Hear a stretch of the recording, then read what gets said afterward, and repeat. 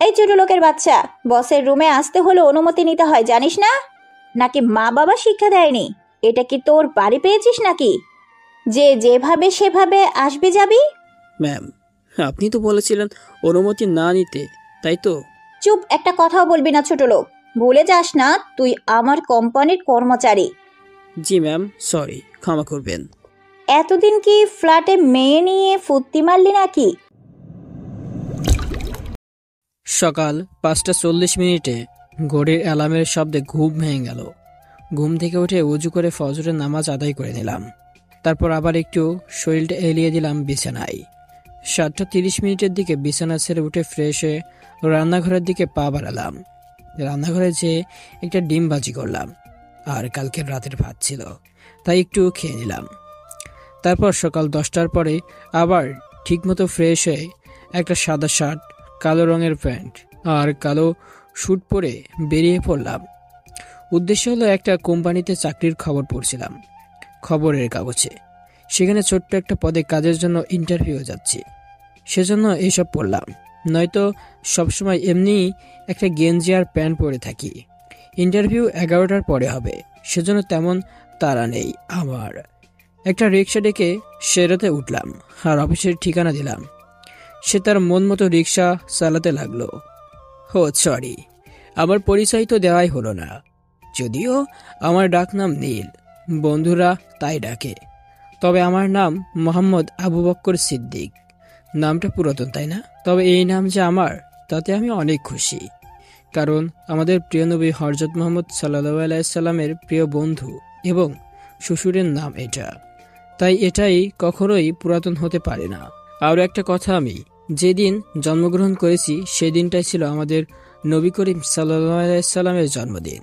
তাই কেউ আমার নাম এবং আমাকে নিয়ে মজা করলেও তেমন গুরুত্ব দেই না, কারণ আমার মতো এত সৌভাগ্যবান কয়জন মানুষের হয়। আমি আমার বাবা মায়ের তৃতীয় এবং ছোট ছেলে, কিন্তু এই তো 3 মাস হলো আমার অনার্সের রেজাল্ট দিয়েছে। আলহামদুলিল্লাহ, A+ সব বিষয়ে। আমার বড় 2 ভাই আছে, তারা বিবাহিত। আর আমার পরিবার সবাই আমার থেকে অনেক দূরে থাকে, কারণ আমি ঢাকাতে থাকি আর তারা নওগাঁ জেলায়। এই যা, পরিচয় দিতে দিতে এসেছি অফিসের সামনে, পরে আস্তে আস্তে আরও জানতে পারবেন। আপাতত এইটুকুই থাকুক। আমি রিক্সা ভাড়া মিটিয়ে অফিসের ভিতর প্রবেশ করলাম। 6 তলা বিশিষ্ট ভবন এটা। বোঝাই যাচ্ছে অনেক বড়, নামি এবং ভালো মানের কোম্পানি। ভিতরে যেই দেখি অনেক লোক বসে কাজ করছে তাদের নিজ ডেস্কে। কয়েকটা ডেস্ক খালি আছে। ভাগ্যটা সাথে থাকলে হয়তো একটাতে আমিও বসতে পারবো। একজনকে জিজ্ঞাসা করলাম ইন্টারভিউ কোন দিকে হচ্ছে। সে বাম দিক দেখিয়ে বলল উপরে 3 তলায়, আর সেখানে ডান পাশের সবাই বসতে। আমিও একটা একটা করে সিঁড়ি বেয়ে উপরে উঠতে লাগলাম। একটু পরেই 3য় তলায় পৌঁছে গেলাম আর লোকটার কথা মতো ডান দিকে থাকা সোফায় বসে পড়লাম। 30 মিনিট বসে থাকার পর একজন লোক, হয়তো পিয়ন হবে, সে ডেকে নিয়ে গেল একটা রুমে আর ভিতরে প্রবেশ করতে বলল। আমিও আল্লাহর নাম আর দোয়া দরুদ পড়ে অনুমতি নিয়ে ভিতরে প্রবেশ করলাম। যেয়ে দেখি মাত্র একজন লোক। যাক, বাঁচা গেল, কপাল ভালো, নয়তো 2-3 জন বসে থাকতো। আসসালামু আলাইকুম স্যার। ওয়ালাইকুম সালাম। জি স্যার, ইন্টারভিউর জন্য এসেছি। বুঝেছি, বসো আর তোমার ফাইলটি দাও। জি স্যার, এই নিন। স্যার আমার কাগজপত্রগুলো নিয়ে মন দিয়ে দেখল। তারপর দেখলাম স্যারের মুখে হাসি, যেন বড় কিছু একটা পেয়েছে। তারপরে আমাকে 5টার মতো প্রশ্ন করলেন, আর আমিও আল্লাহর রহমতে ঠিকঠাক উত্তর দিতে পেরেছি। এইগুলো সব তোমারই তো? জি স্যার, যে কোনো প্রশ্ন করতে পারেন, ইনশাআল্লাহ আটকাতে পারবেন না। বাহ, proud of you young man. তোমার মা বাবা একটা সঠিক ছেলের জন্ম দিয়েছে। ধন্যবাদ স্যার। তোমার এই ডিগ্রি অনুযায়ী সব কাজ ঠিকমতো করতে পারবে তো? ইনশাআল্লাহ। আর না পারলে যা লস হবে তোমাকে তার ক্ষতিপূরণ দিতে হবে। আমি রাজি স্যার, আর নিজের উপর ভরসা আছে আমার। এমন উদ্দীপনা আর সাহসী ছেলেই চাই যে আমার কোম্পানির জন্য পারফেক্ট। তাহলে কি আমার চাকরিটা পাকা ভাববো? কিন্তু কিছু টাকা দিতে হবে যে। কিসের টাকা স্যার? এত বড় কোম্পানিতে কাজ করবে, কত টাকা বেতন পাবে আমাদের কি কিছু পাওয়ার নেই? বেশি না, মাত্র 5 লাখ টাকা দিলেই চলবে। সরি স্যার, আমার এত টাকা নেই, আর থাকলেও দিতাম না। কারণ এই ঘুষ দেওয়া নেওয়া দুইটাই পাপ, তাছাড়া এটা অপরাধও। আমি আসি স্যার, ধন্যবাদ। মন খারাপ করে যে না চেয়ার থেকে উঠতে যাব, তখনই স্যার বলে উঠল, কংগ্রাচুলেশন, তোমার চাকরি পাক্কা। সরি স্যার, বুঝিনি। আগামী 2 দিন পর থেকে তোমার কাজ শুরু। যদিও তোমার পোস্টটা একটু ছোট, কিন্তু মন দিয়ে কাজ করো, আমি তোমাকে উপরে ওঠাবো। কিন্তু আমি তো টাকা দিব না স্যার। আমার এমন কোনো ছেলে চাই না যে ঘুষ দিবে অথবা নিবে, কারণ এতে কোম্পানির ক্ষতি হবে। কারণ সে টাকার বিনিময়ে কোম্পানির ক্ষতিও করতে পারে। তাই সবাইকে এই পন্থা প্রয়োগ করেছি। কিন্তু তুমি আর একটা মেয়ে শুধু পাস করেছো। অনেক অনেক ধন্যবাদ স্যার, চাকরিটা খুব দরকার ছিল। তোমার বর্তমানের বেতন 15,000 টাকা, তবে পরে কাজের ধরন দেখে বাড়তি করা হবে। ধন্যবাদ স্যার। এখন আসো, আর মনে রেখো পরশু তোমার অফিস স্টার্ট। জি স্যার।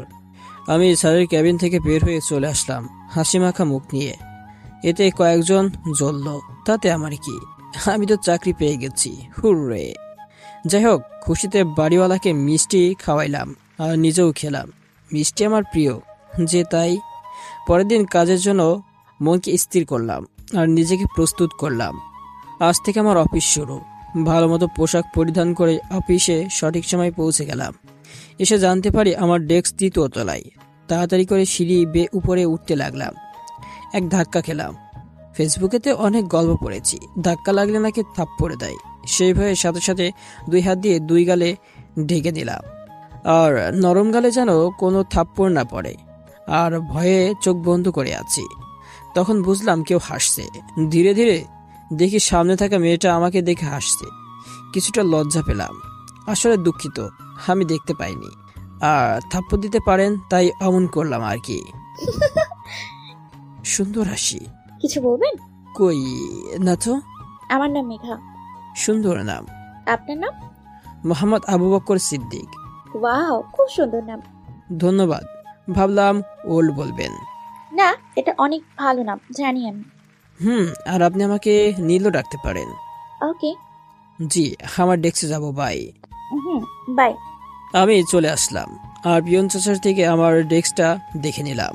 সেখানে যেয়ে বসলাম। মেয়েটা কথা মনে পড়ল। ও সরি, ওর নাম তো মেঘা। মেঘার ব্যবহারও ভালো, অন্য মেয়েদের মতো বদমেজাজি না। যাই হোক, আমার টেবিল 2টা ছোট ফাইল রাখা আছে, সেগুলো কাজ করতে লাগলাম। বুঝতে তেমন কোনো অসুবিধা হলো না, কারণ ভায়ার ফাইলের কাজ মাঝে মাঝে করেছি আমি। বিকাল 4টার দিকে স্যারের রুমে আমার ডাক পড়ল।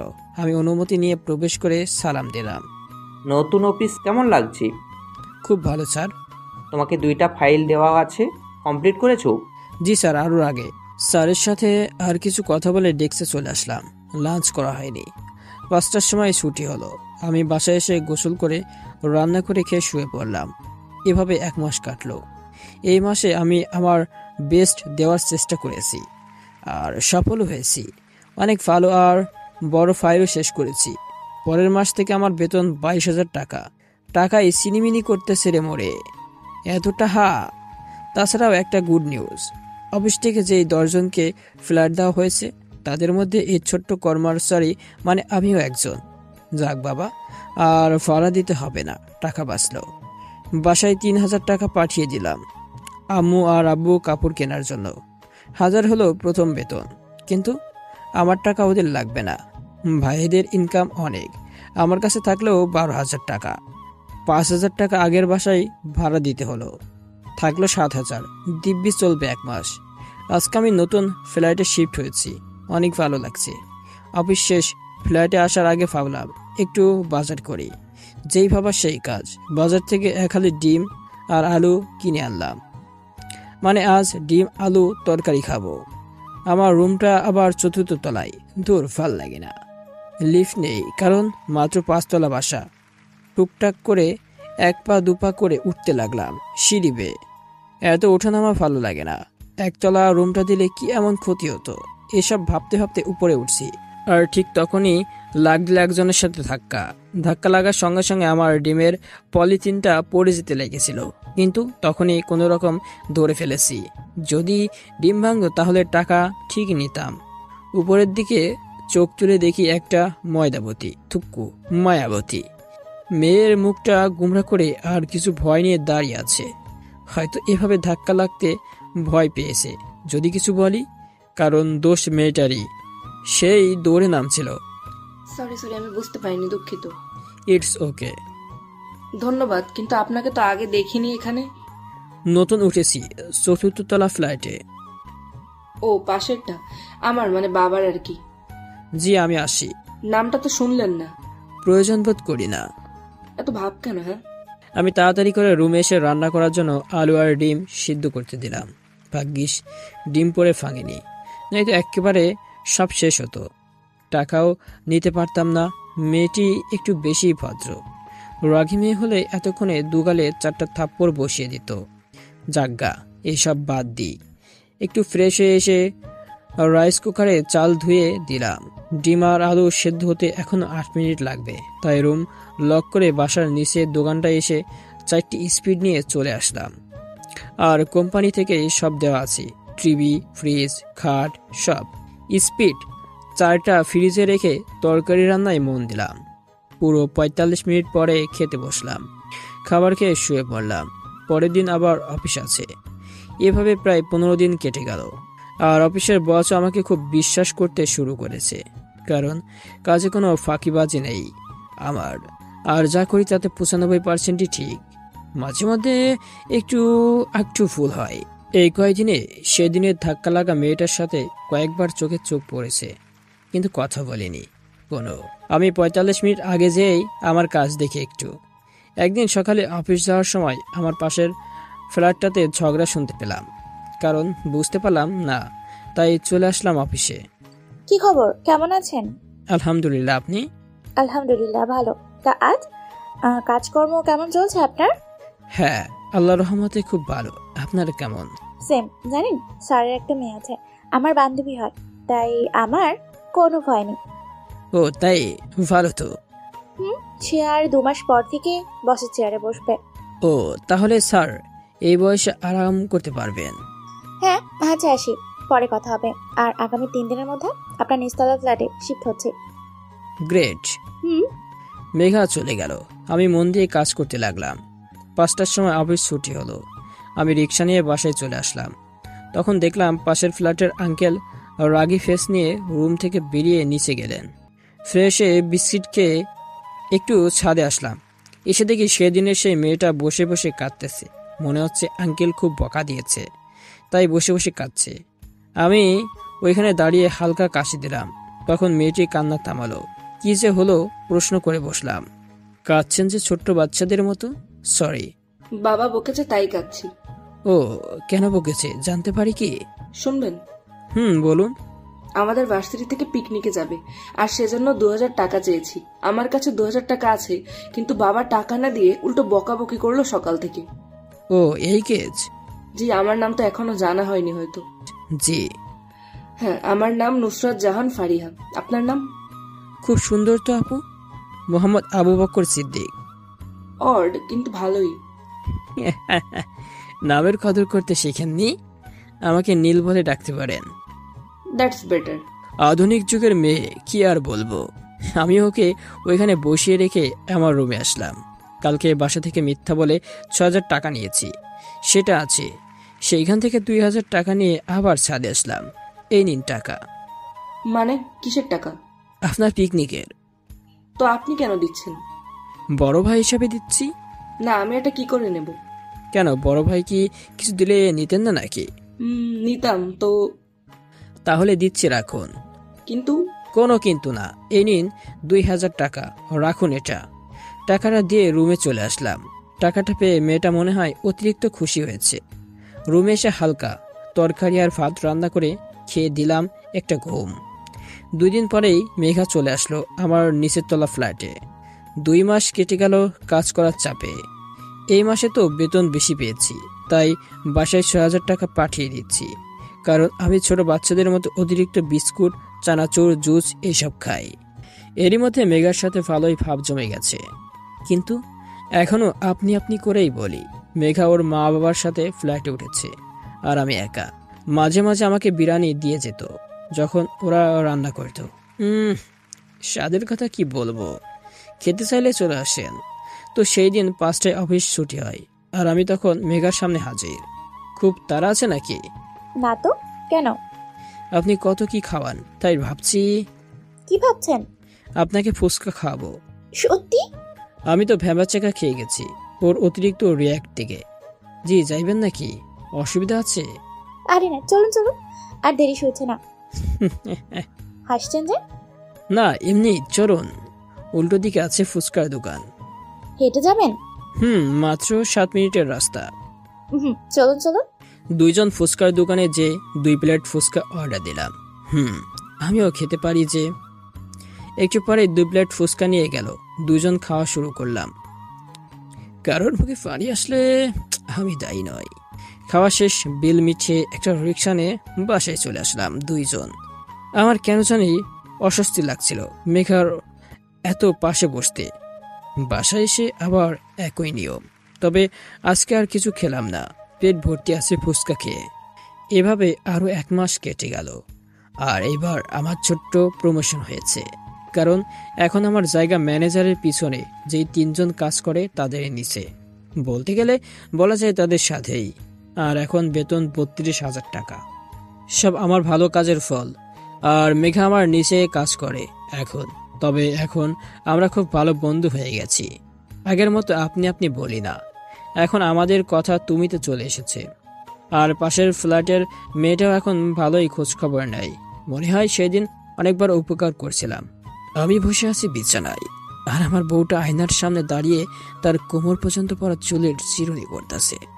নিজেকে সামলাতে পারছি না, উঠে গেলাম তার কাছে। পিছন থেকে তার পেটে হাত দিয়ে জড়িয়ে ধরলাম।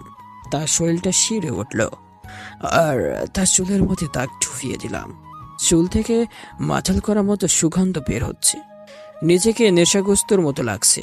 ওর কানে ফিসফিস করে বললাম, হেই, তোমার চুল থেকে মাতাল করা সুগন্ধ আসছে কেন? কথাটি বলে ওর কাঁধের উপর থেকে চুল সরিয়ে সেখানে আলতো করে চুমু দিলাম। আমার বউটা কেঁপে উঠল। এখন পেটে হাত দিয়ে আছি, আর এসে কাঁপছে। তখন তার কানের লতিতে একটা হালকা কামড় দিলাম। সঙ্গে সঙ্গে আমার হাত শক্ত করে জড়িয়ে ধরল। ওকে আমার দিকে মুখ করে দাঁড় করালাম। ওর গোলাপি ঠোঁট দেখে নিজেকে আর সামলাতে পারলাম না, ডুবিয়ে দিলাম তার মিষ্টি ঠোঁটে আমার ঠোঁট। হঠাৎ করে আজানের শব্দে ঘুম ভেঙে গেল। হাই হাই, বউটারে আদর করতে পারলাম না। কত সুন্দর ছিল স্বপ্নটা। ইসরে, মিস করলাম আদরটা। বিছানা ছেড়ে উঠে ভালো মতো ফ্রেশ হয়ে উজু করে নামাজ আদায় করে নিলাম। আজকে খাওয়া করে একটু আগেই বেরালাম ফ্ল্যাট থেকে।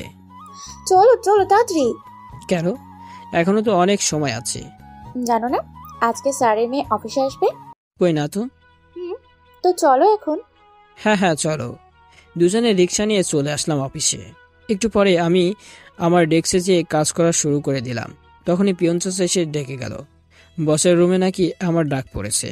আমিও যে অনুমতি নিয়ে প্রবেশ করলাম। তবে রুমে শুধু একটা মেয়ে আছে, বস নেই। তার মানে এটাই স্যারের মেয়ে আর নতুন বস। আসসালামু আলাইকুম ম্যাডাম। ওয়ালাইকুম আসসালাম বলেই আমার দিকে তাকালো, আর আমি তো দেখেই থ হয়ে গেলাম। এ কি মানুষ নাকি সাক্ষাৎ একটা পরী? মানুষ এত সুন্দর হতে পারে কি করে? মায়াবী টানা টানা 2টা চোখ, চুল বেঁধে রেখেছে, তবে খোলা রাখলে হয়তো আরো সুন্দর লাগতো। গোলাপি 2টা ঠোঁট দেখেই কেমন জানি হারিয়ে যাচ্ছি, আর চোখের মায়ায় তো আরো আগেই ডুবে মরেছি। সব মিলিয়ে যেন নীল আকাশের সেই পরীদের রানী আমার সামনে বসে আছে, আর আমি এক মনে তার দিকে তাকিয়ে আছি। হঠাৎ আমার ভাবনা ছেদ ফাটিয়ে দিয়ে গালে কষে একটা থাপ্পড় পড়ল। তাকিয়ে দেখি ম্যাম দাঁড়িয়ে আছে রাগে দৃষ্টিতে। কি ফাইল করেছিস সেটা? কাজ করতে পারিস না তো আসছিস কেন অফিসে? আমি তো ভ্যাবাচাকা খেয়ে দাঁড়িয়ে আছি। আমি কোনো ফাইলে ভুল করিনি। এর আগে পরিটার বুঝি ভুল হচ্ছে কোথাও, মনে মনে বলছি। কি হলো, চুপ আছিস কেন? উত্তর দে। উত্তর কেমনে দিবি? তুই ভুল করছিস যে। 1 ঘন্টার মধ্যে ফাইলটা চাই। জানি না কি করবি। এই নে ধর। আমি ফাইলটা হাতে নিয়ে নিজের চেয়ারে যেয়ে বসলাম। আমি এখনো হা হয়ে সুর সৌন্দর্য দেখছি। হা করে তাকিয়ে না থেকে যে কাজটা কমপ্লিট কর। আমিও দাঁড়িয়ে না থেকে চলে আসলাম আমার ডেস্কে। ও, ওর পরিচয় তো দিলাম না। ওর নাম কেয়া, পুরো নাম বলবো না। আর সে কে এতক্ষণ নিশ্চয়ই আন্দাজ করতে পেরেছেন। আরে ও তো বসের মেয়ে। সে যাই হোক, আমি ৪৫ মিনিট পরে ফাইলটার কাজ শেষ করে ওনার রুমে গেলাম। আসবো ম্যাম? হ্যাঁ আসুন। ফাইলটির কাজ কমপ্লিট ম্যাম। দেন তো দেখি। নিন। আমি ফাইলটি এগিয়ে ম্যামের টেবিলে রাখলাম। উনি তা নিয়ে দেখতে লাগলেন। না, এবার সব ঠিক আছে। আসতে পারেন। ম্যাম, একটা কথা ছিল। বলুন। ফাইলটা আমার হাতে দিন, দেখাই। কি দেখাবেন? দিন, তাহলে বুঝবেন। কে আমাকে ফাইলটা দিল। আমি ফাইলটা বন্ধ করে ওনাকে দেখালাম। কারণ যাকে যাকে দেওয়া হয় তাতে কোনায় ছোট্ট করে নাম লেখা, যাতে চেনা যায়। পরে আবার মুছে ফেলা হয়। ম্যাম, এখানে লেখা আছে সাদমান, আর আমার নাম। বুঝেছি, আপনি যান। ঠিক মতো দেখে সিদ্ধান্ত নিন ম্যাম। কাজে মন দিন, যান। জি। আমি ওনার রুম থেকে বেরিয়ে এসে আমার ডেস্কে বসলাম। শুধু বিনা কারণে আমাকে মারলো। হাতে অনেক শক্তি আছে। গালটা লাল হয়ে গেছে আর এখনো ব্যথা করছে। সেদিনের মতো কাজ করে ছুটির পরে বাসায় চলে আসলাম। থাপ্পড়ের ঠেলায় মাথা ব্যথা শুরু করেছে, তাই কিছু রান্না না করে বিস্কিট খেয়ে শুয়ে পড়লাম। রাতে ঘুম থেকে উঠে নামাজ আদায় করে আবার বিস্কিট খেয়ে আবার ঘুম। আমার সামনে আমার বউ একটা সুন্দর শাড়ি পরে দাঁড়িয়ে আছে। সে শুধু আমার জন্যই এবং শুধু আমার সামনে শাড়ি পরে। আমি আস্তে আস্তে তার কাছে এগিয়ে গেলাম, যে ওকে শক্ত করে জড়িয়ে ধরলাম। তারপরে ওর কপালে চুমু দিলাম। 2 চোখ চুমু দিতেই কিছুটা কেঁপে উঠল। তারপরে গলা, নাক আর ঠোঁট আলতো করে চুমু দিলাম। গলায় চুমুতে ভরিয়ে দিলাম। আমার বউটা এতক্ষণে কাঁপতে লেগেছে আদরে। আমি হাঁটুতে ভর দিয়ে ওর সামনে বসলাম। পেট থেকে শাড়িটা সরাতেই ফর্সা পেটটা চোখে পড়ল। মাঝখানে সুন্দরভাবে নাভিটা দেখা যাচ্ছে। আর লোভ সামলাতে পারলাম না। কোমরের 2 পাশে হাত রেখে একটা গড় চুমু দিলাম ওর পেটে। আর সঙ্গে সঙ্গে কেঁপে ওঠে। আমার মাথায় চুল চেপে খামচে দিয়ে ধরলো। ঠিক তখনই কানে আজানের প্রতিধ্বনি ভেসে আসলো। ধর, আজকেও স্বপ্ন, কবে যে বিয়ে করে এমন বউকে আদর করব আল্লাহই জানে। কি আর করার, উঠে ভালো মতো ফ্রেশ হয়ে উজু করে নামাজ আদায় করলাম। নামাজ পর শুতে এসে পেটে টান অনুভব করলাম, তাই আর বিছানাতে না যেয়ে রান্না করে গেলাম। যেই ভাত উঠিয়ে নিলাম গ্যাসের চুলায়, আর একটা আলু সিদ্ধ করতে দিয়ে ডিম ভাজতে লাগলাম। আলু ভর্তা, ডিম ভাজি, ভাত, আমার প্রিয় খাবার। খাওয়া শেষ করে গোসল করে পোশাক পরে আতর মাখলাম একটুখানি। তারপর প্রতিদিনের ন্যায় আজকেও চলে আসলাম অফিসে। যাক, কপাল ভালো, আজকে তাহলে রাগী পরিটা আসেনি। আজকে স্যার নিজে এসেছে, এজন্য অনেক সেফ ফিল করছি। কারণ মেয়ে মানুষের ভরসা নেই, কখন যে কি করে কি বলে মেরে দিবে আপনি আন্দাজও করতে পারবেন না। দিনকাল ভালোই চলছে। এখন অফিসের কাজের চাপ তেমন নেই, কারণ পরের মাসে চাপ থাকবে অনেক। এটা স্যার আগে সবাইকে জানিয়ে দিয়েছেন। এতে আমার বিন্দুমাত্র সমস্যা নেই, কারণ আমার কাজ আমি সর্বদা প্রস্তুত। একদিন অফিসে বসে বসে টুকটাক কাজ করছিলাম, তখন মেঘার আগমন ঘটল। আমি তখন কাজ করতেছি, ভালো করে লক্ষ্য করা হয়নি। কি করো? এই তো টুকটাক কাজ করছি। ও গুড, করো। কিছু বলবে মনে হচ্ছে? বলেই তো আসলাম। তাহলে বলে ফেলো, কোনো প্রকার ভানিতা না করে। অফিস শেষে আজকে দুজনে কফি শপে বসে কফি খাবো, আমার তরফ থেকে। হঠাৎ করে? ভালো লাগে না যে, তাই ভাবলাম আর কি। ওকে, ডান। সত্যি? একটা সুন্দরীর প্রস্তাব কি করে ফেরত দিই? ফাজিল, কাজ করো, গেলাম আমি। পাগল একটা। হ্যাঁ, অফিস শেষ দুজন একটা কফি শপে গেলাম। 2 কাপ কফি অর্ডার করে একটু গল্প করলাম। তখন কফি চলে আসলো, না মানে ওয়েটার নিয়ে আসলো আর কি। কফি শপে থাকা কালীন শুধু গল্পই হয়েছে, আর বাসায় আসার সময় তো আরও, কারণ হেঁটে হেঁটে এসেছি। একটা বিষয়ে লক্ষ্য করলাম যে মেঘা অতিরিক্ত কথা বলে। বন্ধুসুলভ মানুষদের সাথে আর কথাগুলো খুবই সুন্দর করে গুছিয়ে বলতে পারে।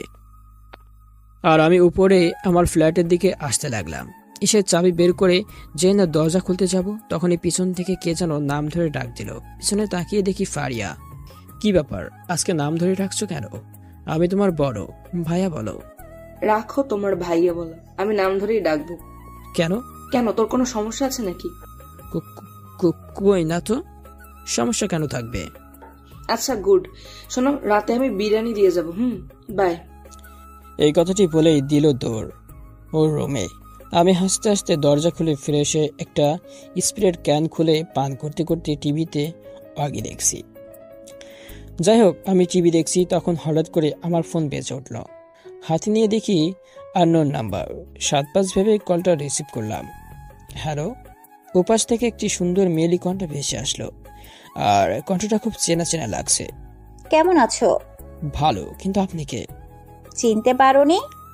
আজব, আমি কি করে চিনব? তবে আওয়াজটা খুবই পরিচিত লাগছে। টুট টুট টুট।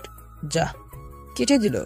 ধুর, কে না কে আজয়ের ফাজলামি করতে বিরক্ত করতেছে হয়তো। আমি নামাজ আদায় করে মাত্র বসেছি, তখনই কলিং বেল বেজে উঠল। যে দরজা খুলতে নাকে বিরিয়ানির সুগন্ধ আসলো, সাথে সাথে পেটের ক্ষুধার টান পড়লো। ভেতরে আসতে পারি? হুম, অবশ্যই। কিছু খেয়েছো? না, রান্না করিনি। গুড, এই বিরিয়ানি আমি রান্না করেছি। উফ, ভালো তো, বিয়ের পরে কাজ লাগবে। ধ্যাত, খেয়ে নিও। বিরিয়ানিটা টেবিলে রেখে এক দৌড়ে পালালো। মনে মনে হাসলাম, বিয়ের কথাতে হয়তো লজ্জা পেয়েছে। আমার খুব ক্ষুধা পেয়েছে, তাই দেরি না করে হাত মুখ ধুয়ে বিরিয়ানি গিলতে থুকু খেতে বসে পড়লাম। বাহ, বিরিয়ানির স্বাদ তো ভালোই হয়েছে।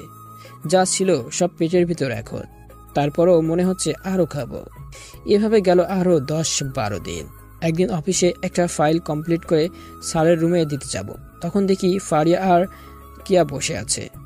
মে I come in ma'am? Yes, come in. Ma'am, এই যে ফাইলটা। টেবিলে রাখুন, পরে দেখে নেব। আরে নীল, তুমি? কিন্তু তুমি এখানে কেন? আমার মামার অফিস। মামা মানে? আমার আম্মুর ভাইয়ের অফিস। সেটা বুঝলাম, কিন্তু আপন নাকি এমনি? আপন। তাহলে আগে কখনো বলনি কেন? আমি তো জানি না তুমি এখানে কাজ করো। তাছাড়াও আমার আব্বু আম্মু পালিয়ে বিয়ে করেছে বিধায় তাদের সাথে মামা রাগ করে কথা বলে না, তবে আমাকে প্রচুর ভালোবাসে। কি হলো, এটা কি গল্প করার জায়গা? নিজের কাজ করুন। যে সরি ম্যাম। কাজ করুন, যান। জি ম্যাম। আমি ডেস্কে এসে কাজ করতে লাগলাম। অফিস শেষ, বাসায় যে প্রতিদিনের মতোই একই রুটিন অনুযায়ী খাওয়া, নামাজ আদায় করে ঘুমানো। সেদিন বাসায় আসার একটু পর ছাদে গেলাম, দেখি ফারিয়া দাঁড়িয়ে আছে। আমাকে দেখেই বলল, কখন আসলে? মাত্রই। কিছু বলবে মনে হচ্ছে? কে আপু অনেক ভালো, তবে একটু রাগী। তুমি কিছু মনে করো না প্লিজ। আরে না, এতে মনে করার কি আছে। Good boy. রাতে খাবে কখন? এই তো 9টার সময়। তোমার রান্না খাওয়াবে? অবশ্যই। ওকে, তাহলে একদিন দাওয়াত দিও। আর কিছু বলবা? বলবো তো। তো বলে ফেলো, নিচে যাব। চোখ বন্ধ করো। কেন? চোখ কেন বন্ধ করতে হবে? প্লিজ বন্ধ করো। মারবে না তো? আরে না, তুমি করো। ওকে, করছি। তুমি ছেলেটা অনেক কিউট, হ্যান্ডসাম, হট, ইচ্ছে করে খেয়ে ফেলতে। কথাটি শুনেই ফ্যামাচিকা খেয়ে গেলাম। চোখ খুলতে যাব, সেই সময় ফারিয়া আমার গালে একটা চুমু দিয়ে দিল ভোদর। একের দৌড়ে নিচে চলে গেল। আমি এখনো শখের মধ্যে আছি। মেয়েটা বলে কি আমাকে খেয়ে ফেলবে। লুচ্চা চেমড়ি, লজ্জা শরম বলতে কিচ্ছু নাই। দোয়া দরুদ পরে বুকে ফু দিয়ে ভয়ে ভয়ে সিঁড়ি বেয়ে নেমে একদম ফ্ল্যাটে যে দরজা লক অফ বাসলাম। 11 দিন কেটে গেল, আর কিছুদিন পর 32,000 টাকা পাবো। টাকায় চিনিমিনি করবে মোর। একদিন রাতে বসে বসে আমি টিভি দেখছিলাম। রাত তখন 10টা বেজে 10 মিনিট। হঠাৎ কলিং বেল বেজে উঠল। এত রাতে আবার কে এসেছে? মনের ভুল ভেবে আবার টিভি দেখায় মনোযোগ দিলাম। আবার কলিং বেল বেজে উঠল। তখন আমিও আর বসে না থেকে উঠে গেলাম দরজার কাছে। আস্তে আস্তে দরজা খুলতেই ঝড়ের গতিতে একটা মেয়ে আমাকে জড়িয়ে ধরে তার ঠোঁট জোড়া আবার ঠোঁটে লাগিয়ে পাগলের মতো চুমু দিতে লাগলো। সঙ্গে সঙ্গে আমি চোখ বন্ধ করে দিলাম। মেয়েটি একদম পাগলের মতো করে চুমু দিয়েই চলেছে। আমি যেই তাকে ধাক্কা দিব, সেই সামান্য জ্ঞানটুকু লোপ পেয়েছে। মেয়েটির এরকম ব্যবহার মনে হচ্ছে সে খুব আমাকে একদম কাছে চিবিয়ে খেয়ে ফেলবে। হঠাৎ তাকে ধাক্কা দিয়ে সরিয়ে জোরে জোরে শ্বাস নিতে লাগলাম। দম বন্ধ হওয়ার উপক্রত হচ্ছিল, কিন্তু সেই মেয়ের সেদিকে কোনো খেয়ালই নেই। আমি হাঁপাতে লাগলাম, আর বুঝলাম সেও একটু হাঁপাচ্ছে। আমি এখন মেয়েটার চেহারার দিকে তাকাইনি। আমি সোজা হয়ে দাঁড়িয়ে মেয়েটার দিকে তাকালাম। আমার পায়ের তলা থেকে জমিন সরে গেল, মাথার উপর আকাশ ভেঙে পড়ল। এ কাকে দেখছি, আর হঠাৎ সে এমন ব্যবহার করছে কেন? নাকি ভূত দেখছি? আপনারাও নিশ্চয়ই ভাবছেন কে এটা? এটা আর কেউ না, আমার অফিসের বসের মেয়ে কেয়া। কিন্তু তার এমন ব্যবহার কিছুতেই বুঝে উঠতে পারছি না। চোখ দুইটা বড় বড় করে তার দিকে তাকিয়ে আছি। সে মুচকে মুচকে হাসছে, কিন্তু আমার মুখে হাসি নেই। আমি এতটাই বিষণ্ণ যে মুখ দিয়ে কথা বের করতে পারছি না, শুধু তার দিকে তাকিয়ে আছি। কি হলো? ওই ওভাবে তাকিয়ে আছো কেন এত? দেখো, আমার লজ্জা করছে তোমার তাকানোতে। ওই কি হলো? হ্যাঁ কি হলো? ওভাবে তাকিয়ে আছো কেন? কই তাকিয়ে আছি? কিন্তু আপনি এত রাতে এখানে কেন? কেন আবার? বাবুটাকে আদর করতে আসলাম। মানে কি বলতে চাইছেন? যা শুনেছো তাই। আর আপনি কি করছো তুমি বলো? কি সব বাজে বলছেন? মাথা ঠিক আছে তো নাকি গেছে? আর এত রাতে কেউ একটা ব্যাচেলার ছেলে রুমে আসে? আর আসলেও কি এসব করে নাকি? ওই চুপ। একদম চুপসে গেলাম সামনে একটা মেয়ের ধমকানিতে। আদর করব। কাকে?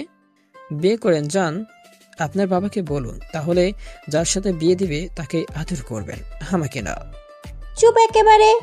বিয়ে তো তোমাকেই করব, চ্যালেঞ্জ। দেখা যাবে। চলো চলো বাসর করি। কি? ওই মাথার তার ছিঁড়ছে নাকি আপনার? না তো, তোমাকে যেন না হারায় তার ব্যবস্থা করছি আর কি। আচ্ছা, আপনি এসব করছেন কেন প্লিজ বলবেন? হাদারাম, ভালোবাসি বলেই তো এমন করছি। মানে কবে থেকে? আরো 2 বছর আগে থেকে। কি? কিন্তু আমি তো আপনাকে চিনি না। জানি, ভার্সিটিতে সব সময় বই নিয়ে পড়ে থাকতে, কখনো তো কারোর দিকে তাকাওনি, চিনবে কি করে? জি। ভালোবাসবে না আমাকে? না, একদম না। এমন তাছাড়া মেয়েকে ভালোবাসা অসম্ভব। কি বললি? ভয় করি না আমি, যা বলছি সত্যি বলছি। ওকে, বিয়ে তোকেই করব, মনে রাখিস। শুনে রাখো, বিয়ে তো তোমাকেই করব, নয়তো নিজের জীবন দিয়ে দিব। এসব চিন্তা মাথা থেকে বাদ দেন, কারণ আমি ফকিন্নি, গরিব, আপনার সাথে আমার যায় না। চুপ একদম। আসছে মহান লোক। I love you. সরি। সমস্যা নেই, পরে তুমিও বলবা। তারপর আবার আমার কাছে এসে আমার গালে ছোট্ট একটা চুমু দিয়ে রুম থেকে বেরিয়ে গেল। আমার বিপরীত দিকের ফ্ল্যাটের দরজার কাছে যে কি যেন ভাবলো, তারপরে আবার সিঁড়ি বেয়ে নিচে চলে গেল। ওর ফুপির বাসা সেজন্য নক করতে চাইলো, কিন্তু করলো না। হয়তো গাড়ি নিয়ে এসেছে তাই চলে গেল সেইখানে না থেকে। যাক বাবা, আপদ বিদেশ হলো। আমি দরজা ভালো মতো লক করে ওয়াশরুমে যেয়ে ভালো মতো ঠোঁট পরিষ্কার করে এসে শুয়ে পড়লাম। একটু আগে কি হয়ে গেল আমার সাথে ভাবতে লজ্জা লাগছে। এই পিচ্ছি ছেলেটার ঠোঁটের উপর নির্যাতন চালানো সেই শয়তান মায়াডা তোরে দেখা নিমু। তবে সত্যি বলতে কি, জীবনের প্রথম কিসটা ততটা খারাপ লাগেনি অবশ্য। এইসব ভাবতে ভাবতে কখন যে ঘুমিয়ে পড়েছি নিজেও জানি না।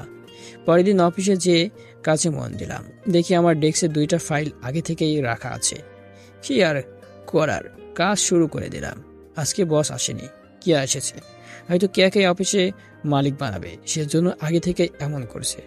লাঞ্চের সময় সবাই লাঞ্চ করতে গেল ক্যান্টিনে। আমার যেমন ক্ষুধা লাগেনি, তাই কাজ করছিলাম। তখন ম্যামের কেবিনে ডাক পড়লো আমার। কাজ রেখে গেলাম কিছুটা ভয়ে ভয়ে তার রুমে। অনুমতি নিয়ে প্রবেশ করলাম। যেয়ে দেখি একটা বাটিতে করে গোস্ত আর পাশের প্লেটে কয়েকটা রুটি নিয়ে বসে আছে। ওই শোনো, পরের বারে নক না করে সোজা রুমে আসবে, অনুমতি নিতে হবে না। আচ্ছা, কিন্তু ডাকলেন যে এখন? কেন, বিজি আছো নাকি? একটু। 2টা ফাইল প্রায় শেষ, তাই কাজই করছিলাম। Good boy. কোনো কাজ আছে কি? না সোনা, কাজ তো নেই। তাহলে আমি যাই। ওই কই যাবা? তোমার জন্য আমি নিজে গোস্ত রুটি করে এনেছি। আমার জন্য? বসো জান, আমি খাওয়াই দিতেছি। না, ক্ষুধা নেই। ওকে, তোমার চাকরি নেই? আজব, বলছি তো ক্ষুধা নেই। যাও, একটু পরে লেটার পেয়ে যাবে। দিন আমাকে, খাবো। চেয়ারে বসো। কি আর করার, চাকরি হারানো যাবে না। আর যে ধরনের রাগী মেয়ে বলা যায় না, যদি সত্যি সত্যি চাকরি কেড়ে নেয়। আমি চেয়ারে বসে পড়লাম। আমি প্লেট নিতে যাব, তখন দিল না। কত জোরাজোরি করলাম, কিন্তু কাজ কিছুই হলো না। কিয়া নিজেই খাওয়াই দিতে লাগলো। তবে এভাবে কেউ খাওয়াই দিচ্ছে সেটা ভেবেও ভালো লাগছে। খাসির গোস্ত, এই স্বাদটাও হয়েছে অনেক সুন্দর। এভাবে প্রায় মাঝে মাঝে দুপুরে খাওয়াই দিত। কেন জানি আমিও তখন সাথে সাথে হ্যাঁ বলতাম। আর ওর হাতের রান্না স্বাদও অনেক সুস্বাদু। কিছুদিন পর টাকা পেলাম, বেতনের পুরো 32,000 টাকা। এবার বাসায় 1 টাকাও দিব না, কারণ ছোট্ট একটা পার্টি দিয়েছি আমার ফ্ল্যাটে। আমার 2জন ছেলে কলিগ, বয়স আমার থেকে একটু বেশি, মেঘা আর কেয়া। কিন্তু এই খবর শুনে ফারিয়াও আসতে চাইল, তাই না করতে পারলাম না। সেদিন সন্ধ্যায় সবাই আমার ফ্ল্যাটে হাজির। 3টা মেয়েকে সুন্দরী লাগছে। কেউ তেমন বেশি সাজেনি, হালকাভাবে সেজেছে। তবে এই হালকা সাজেই কিয়াকে অপূর্ব সুন্দরী লাগছে। আসমানের কোনো পরি যেন আমার রুমে এসে নেমেছে। পার্টির জন্য কোনো বিয়ার বা অন্য কিছু কিনিনি, শুধু 10টা স্পিডের ক্যান কিনেছি। সবাই গল্পগুজব করে সময় কাটালাম, আর হালকা মিউজিক।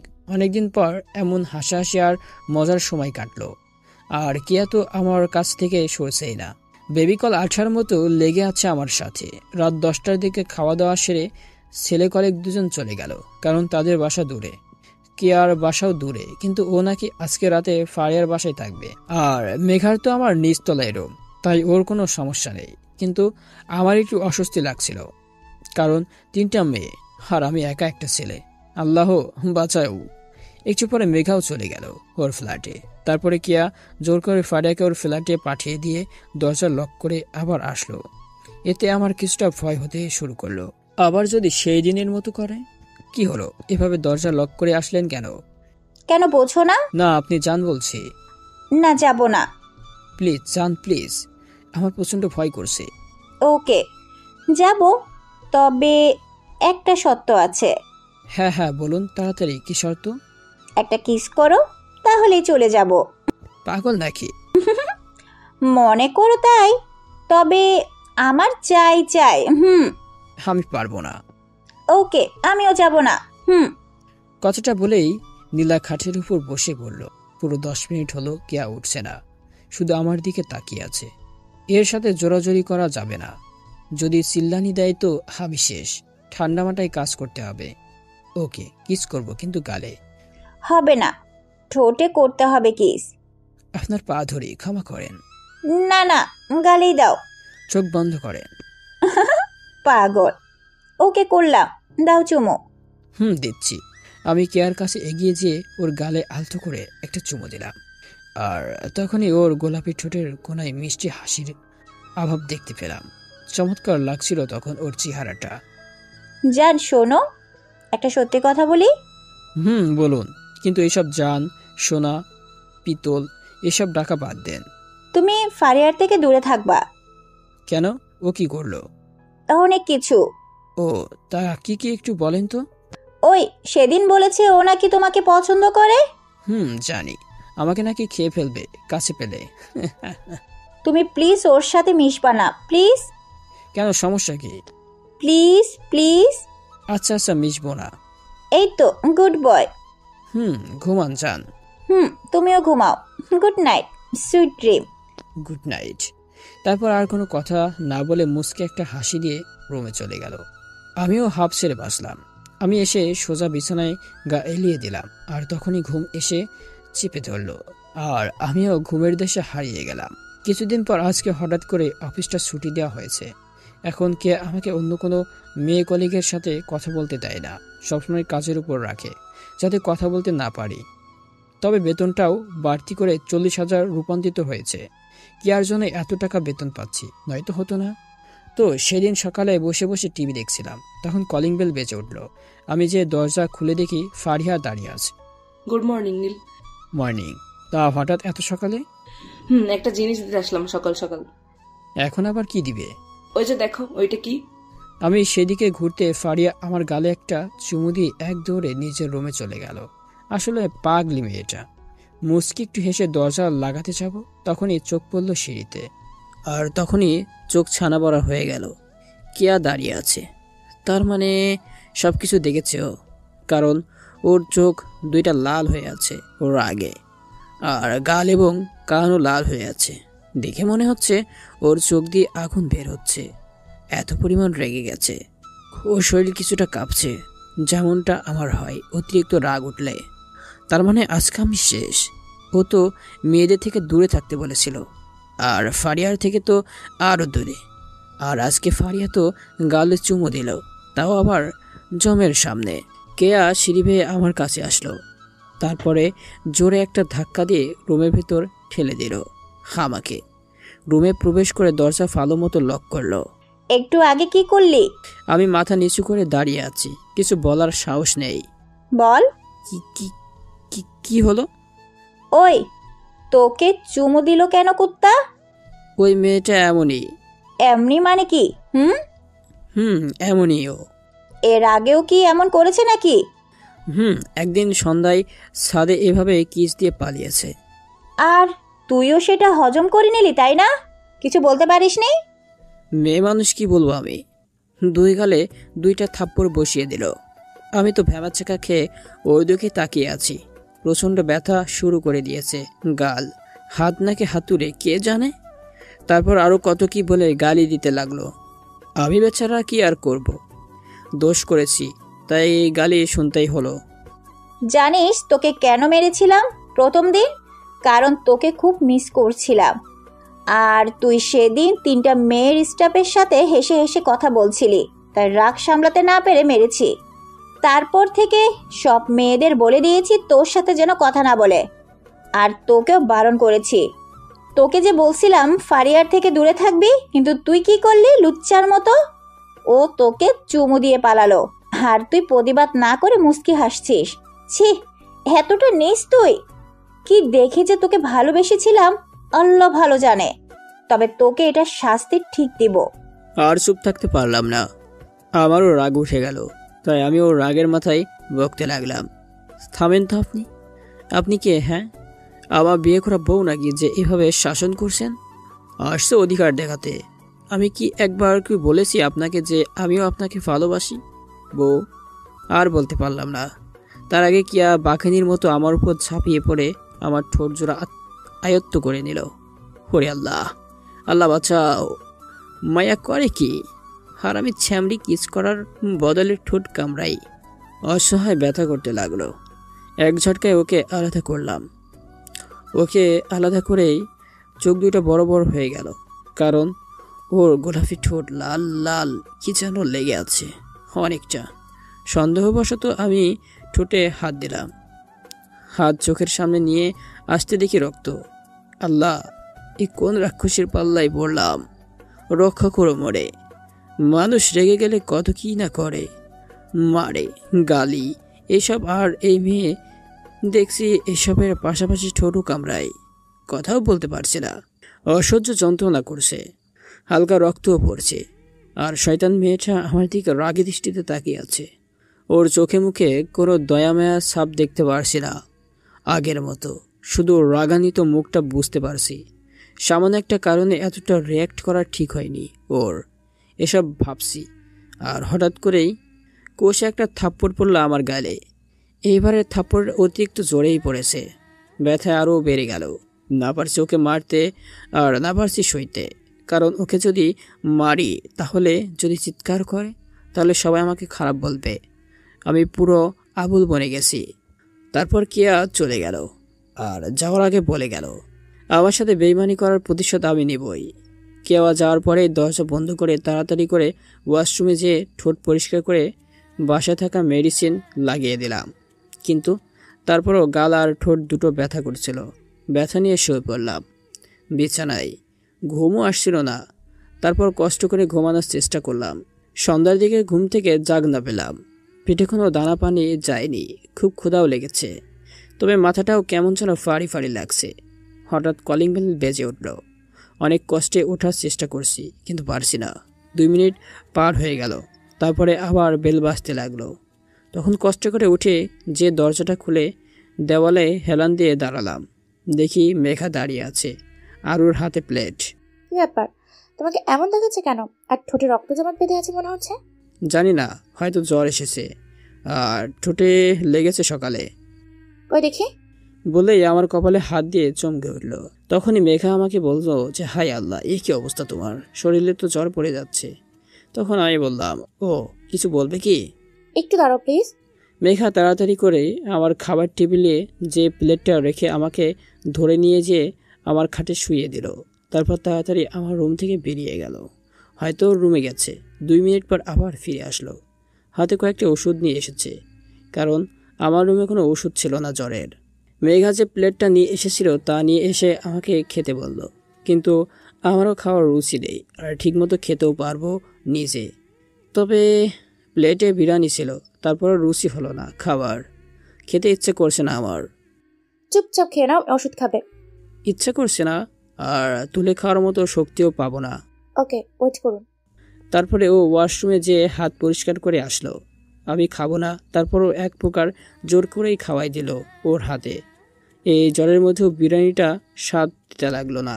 তবে আগের মতো স্বাদ পেলাম না। জ্বর হলে রুচি হারিয়ে যায়। খাওয়ার পর 2টা ওষুধ খাইয়ে দিল, একটা জ্বরের আর অন্যটা ঘুমের। তবে ঘুমের বড়িটা ততটা হাই লেভেলের না, নয়তো পটল তুলতে হতো। আমি শুয়ে পড়লাম। মেঘা আমার শরীর কম্বলটা টেনে দিল। একটু পরেই তলিয়ে গেলাম ঘুমের রাজ্যে। আমার ঘুমের পর মেঘা ওর নিজের ফ্ল্যাটে চলে গেল, কিন্তু যাওয়ার সময় ফ্ল্যাটের একটা চাবি নিয়ে যায় আর ওপাশ থেকে লক করে যায় দরজা। এখন চাবি ছাড়া কেউ খুলতে পারবে না। সকালে চোখ খুললাম, তখন সময় 10টা 22 মিনিট, মানে এতক্ষণ অফিস শুরু হয়ে গেছে। আজকে দিনসহ আরও কয়েকদিন মিস করতে হবে। অফিস আল্লাহই জানে। এখন শরীরে জ্বর আছে অনেক। কি মেয়েরে বাবা, এমন মারা মারলো যে জ্বরের মধ্যে পড়ে গেলাম। মেঘা রুমে প্রবেশ করলো। আমিও একটু ওঠার চেষ্টা করলাম, তখন মেঘা সাহায্য করলো। চলো তাড়াতাড়ি করে ফ্রেশ হয়ে নেবে। কিন্তু তুমি অফিসে যাওনি আজকে? না। কেন, আজকে মিস করলে কেন? তোমাকে অসুস্থ অবস্থায় রেখে কি করে যাই বলো? হাজার হলো তুমি আমার বন্ধু। ম্যাম তো বকবে। না, সমস্যার কথা শুনলে বকবে না? তারপরও তোমার মা বাবা কি ভাববে? সেটা নিয়ে তোমাকে চিন্তা করতে হবে না। আমি সব বলেছি, আর তারাও বলেছে তোমার সেবা করতে। তুমি ওঠো, ফ্রেশ হবে, চলো। ও চলো। তখন মেঘা আমাকে ধরে ওয়াশরুমে নিয়ে আসলো। যদিও হাঁটতে পারছিলাম, কিন্তু যদি পড়ে যাই সেজন্য মেঘা ধরে রেখেছে। তারপর ফ্রেশে রুমে এসে আবার বিছানায় হেলান দিয়ে বসলাম। এখনও তুলে খাওয়ার জোর নেই তেমন, তাই মেঘাই খাওয়াই দিল। তারপরে জ্বরের ওষুধ খাওয়াই দিল। মানতেই হবে মেয়েটা ভালো, নয়তো এই যুগে এইভাবে সাহায্যকারী মেয়ে পাওয়া সহজ কাজ না। এমন একটা পরোপকারী বন্ধু পেয়ে খুবই ভালো লাগছে। তখন ফারিয়া রুমে আসলো। আমার কি হয়েছে শুনে ওর মন খারাপ হয়ে গেল। বেচারি হয়তো আমাকে খুব পছন্দ করে। আমিও শুয়ে আছি আর ওরা দুজন বসে বসে গল্প করছে। যা বুঝলাম গল্পের প্রধান টপিক আমি। মেঘা তেমন কিছু না বললেও ফারিয়া আমার কথা বলে বকবক করেই যাচ্ছে। আমি এমন, আমি তেমন, এসব হাজারি বাজারি কথা বলছে ফারিয়া। ওর কথা শুনে মনে হচ্ছে মারাত্মক আমাকে পছন্দ করে, কিন্তু আমি যে কাউকে পছন্দ করি না। তবে কেয়াকে পছন্দ করতাম, আর এখন মনে হচ্ছে কেয়াই আমার প্রধান শত্রু। দুপুরবেলা মেঘা ও রান্না করে এখানে খাওয়াই দিল, আর সাথে তিতা ওষুধটাও। আমার বড়ি খেতে একদম ভালো লাগে না, কেমন যেন বমি বমি লাগে। তারপরও কষ্ট করে আগে মুখে পানি দিয়ে তারপর বড়িটা মুখে দিয়ে গিলেছি। না, মানে আমি একটু ছোট্ট বাচ্চাদের মতোই তো, তাই আর কি। বিকালবেলা জ্বরটা একটু না অনেকটাই কমেছে, সেজন্য শরীর ঘামতে শুরু করেছে। উঠে ওয়াশরুমে গিয়ে শরীরটা মুছে কাপড় বদলে আবার রুমে আসলাম। ডাইনিং রুমে এসে মেঘা বসে বসে টিভি দেখছে। একটু আগেই মেঘার মা এসে দেখে গেল। আমিও যে না রুম থেকে বের হতে যাব, তখনই বাম চোখ কি যেন পড়ল। চোখ জ্বলতে লাগলো। তখনই চোখ খুলতে পারছি না। বিছানায় যেয়ে বসে জোরে জোরে ডাক দিলাম, মেঘা, মেঘা, মেঘা। এই কি করো? চিৎকার দিলে কেন? চোখে কি যেন পড়েছে, জ্বালা করছে খুব, প্লিজ বের করো। ও আচ্ছা, দেখি। তখনই মনে হলো ফ্ল্যাটে কেউ প্রবেশ করলো, কিন্তু কেউ, সেদিকে মনোযোগ দিলাম না। কারণ চোর হলে প্লেট গ্লাস ছাড়া কিছুই নিয়ে যেতে পারবে না চুপটি করে, আর টিভি নিতে গেলে ধরা খাবে, সেজন্য ভাবলাম পরিচিত কেউ। ফারিয়াই হয়তো আসলো দেখতে। মেঘা আমার সামনে এসে চোখ খুলে সেই পোকাটা বের করতে লাগলো। আর মেঘা এমনভাবে আছে যে পিছন থেকে দেখলে মনে হবে কেউ কিস করছে, আর দরজা থেকেও এমন দেখা যাবে। আর সেও ঠিক এমনটাই বুঝতে পারলো যে আমাকে কিস করছে মেঘা। ওই জানোয়ার, কি করছিস তুই? আর কি হচ্ছেটা কি এখানে? আমি আর মেঘা দুইজনেই একদম চমকে উঠলাম। কেয়ার রূপ দেখে আমার কলিজা শুকিয়ে গেল। আজকেও চেহারা আরও ভয়ঙ্কর দেখা যাচ্ছে। জীবনের এই প্রথম মনে হয় এত রেগে উঠেছে ও।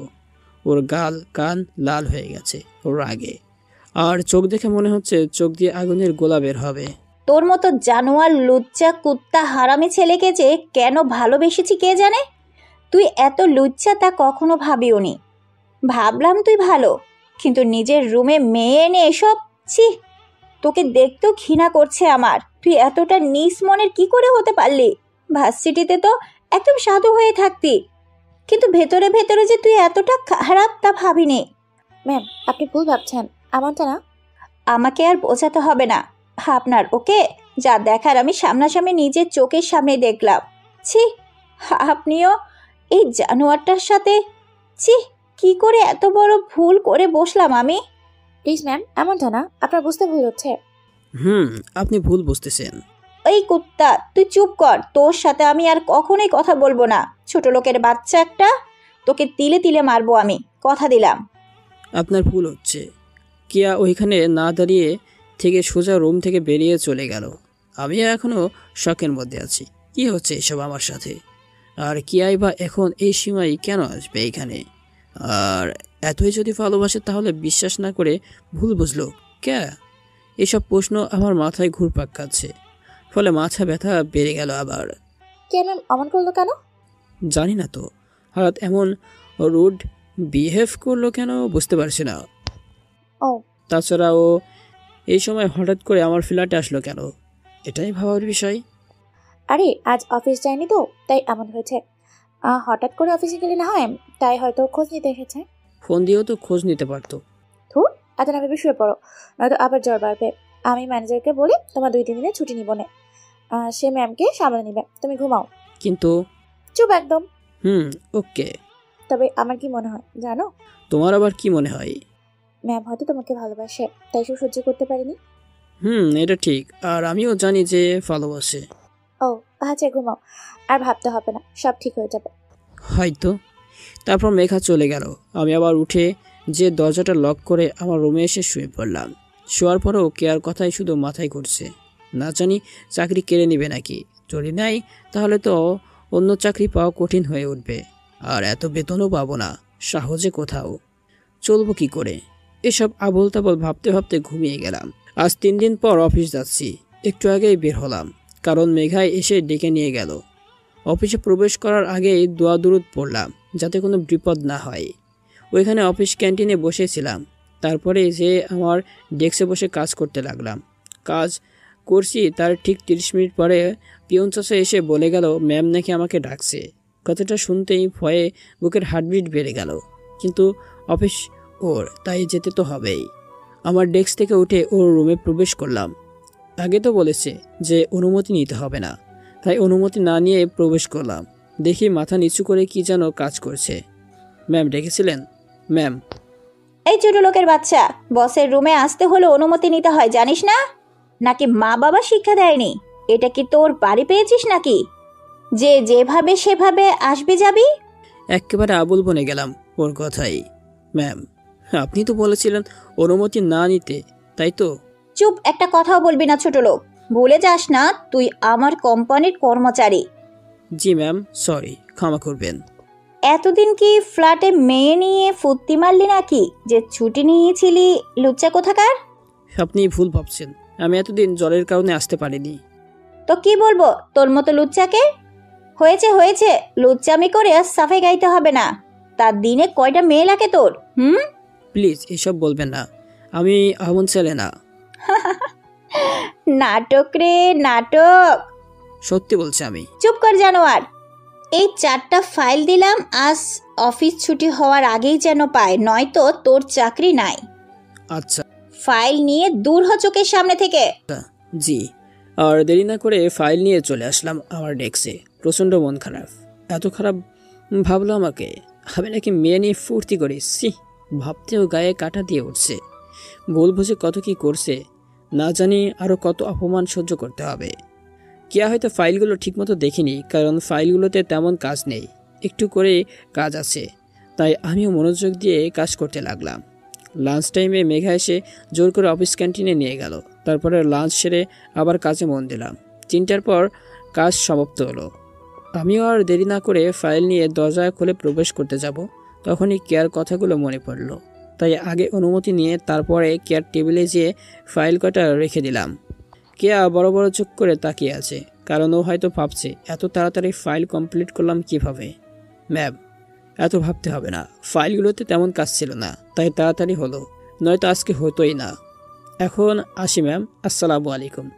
কেয়া আর কোনো কথা না বলে ফাইল দেখতে লাগলো, আর আমি চলে আসলাম আমার ডেস্কে। এভাবে 4 মাস কেটে গেল। এতদিন আমি আর মেঘা অনেক ভালো বন্ধুত্ব পরিণত হয়েছি। এখন আর আগের মতো তুমি বলি না, তুই করেই বলি সব কথা। এতে দুজনেরই ভালো লাগে। তবে মেঘা মাঝে মাঝে ভুল করে তুমি বলে, আর একটু পরেই দুজন হাসিতে ব্যস্ত হয়ে পড়ি। আর কেয়ার কথা কী বা বলবো। এতদিন যা বুঝলাম যে ওর মনে আমার জন্য এখন শুধু ঘৃণা আর ঘৃণা। আমাকে বোঝানোর কোনো সুযোগই দেয়নি। আর ওই যে বড়লোক বাপের দামাগি মেয়ে, তার প্রমাণ করে দিয়েছে। কোনো উপায় বাদ রাখিনি আমাকে অপমান অপস্ত করার। সবসময় আমার সম্মানহানি করার চেষ্টা করতো, কিন্তু পেরে ওঠেনি আমার সততার কাছে। সামান্য ভুলের জন্য এমন রিয়্যাক্ট করতো যে আমি তার পুরো সম্পত্তি হজম করে ফেলেছি। আর হ্যাঁ, এটা খুশির খবর, আমি একটা বাইক কিনেছি আমার টাকা প্লাস বাসা থেকে টাকা নিয়ে। কারণ বাসার সবাই জানে আমি বাইক কিনবো, তাই আর না করিনি। R15 কিনেছি। এখন প্রতিদিন সকাল করে মেঘা আমার সাথে যায়, আর বিকালে আসার সময় আমার সাথেই আসে। মেঘার মা বাবা অনেক ভালো। ছোট্ট একটা বোন আছে ওর, ক্লাস 9-এ উঠেছে এবার। ওর নাম রিয়া।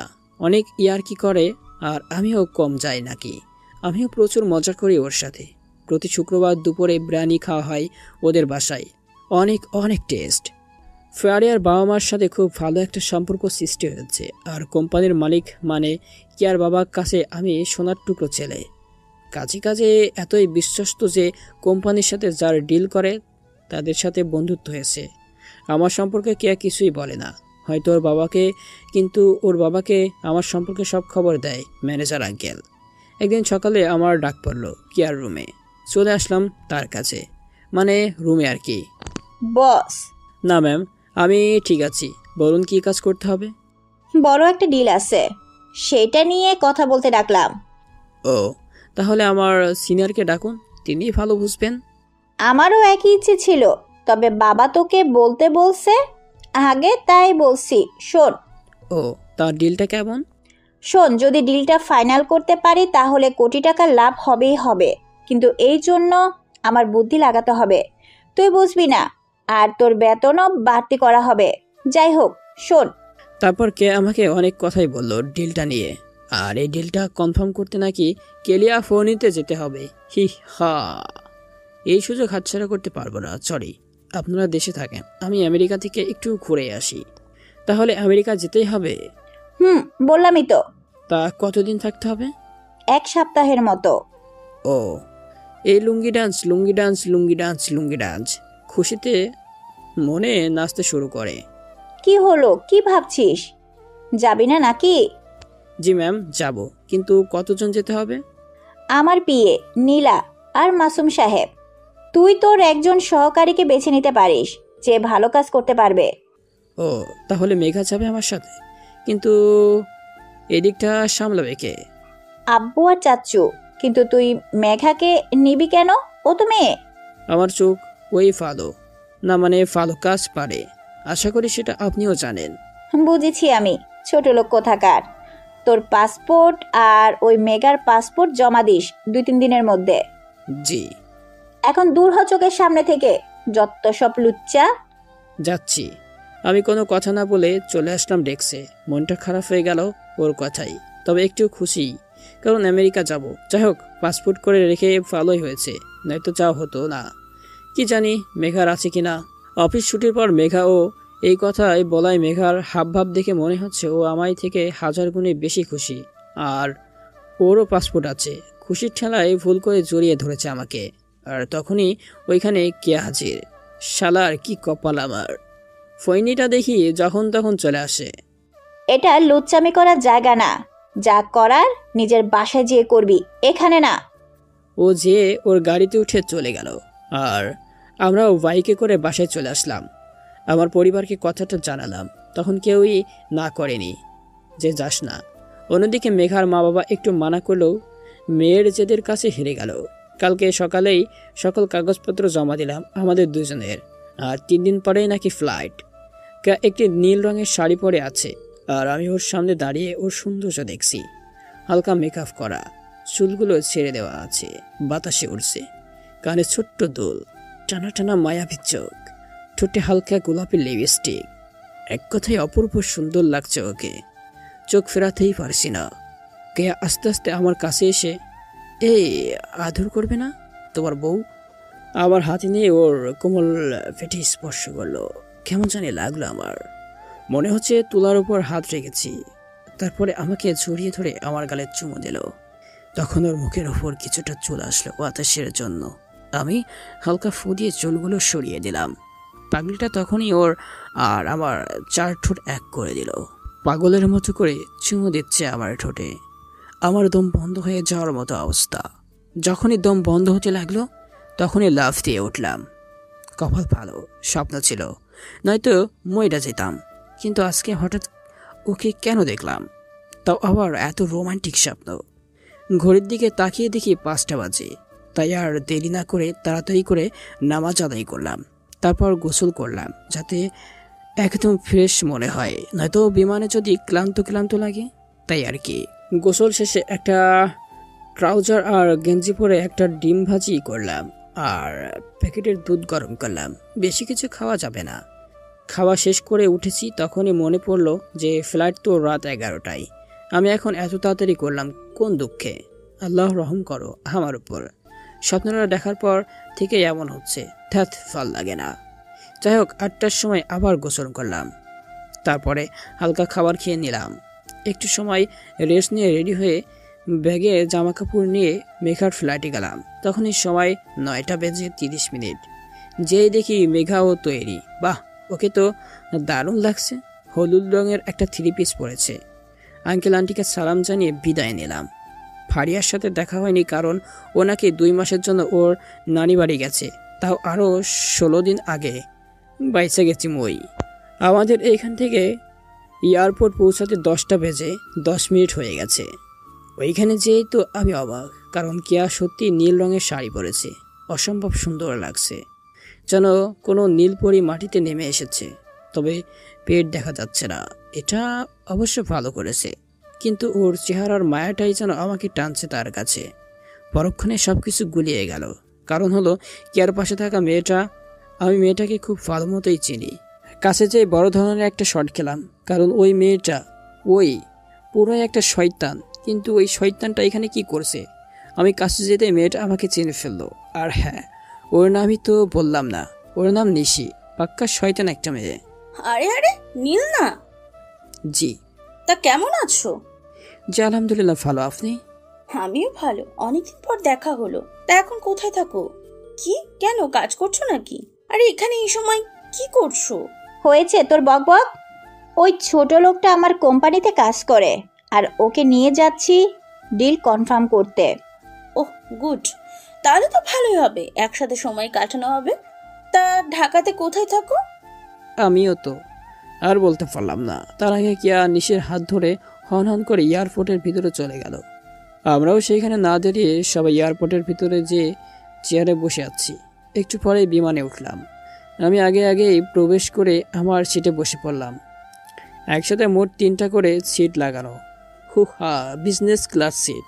আমি যেই বসে পড়লাম, তবে আমার সিটটা মাঝখানের। পাশে আরও 2জন বসবে। আমি বসতেই এক পাশ দিয়ে মেঘা আসলো। আমার সিটটা খুঁজে দাও না। এই নাও সিট নাম্বার। বসো এখানে। আজব তো, এখানে কেন বসবো? আরে গাধি মেয়ে, তোমার সিট এটাই। আমি গাধি না, প্রথমবার উঠেছি তাই আর কি। আচ্ছা বাবা, সরি। ব্যাগটা উপরে রাখো। দাও। তারপরে আমি মেঘার ব্যাগটা উপরে রাখার জায়গা আছে ওইখানে রাখলাম।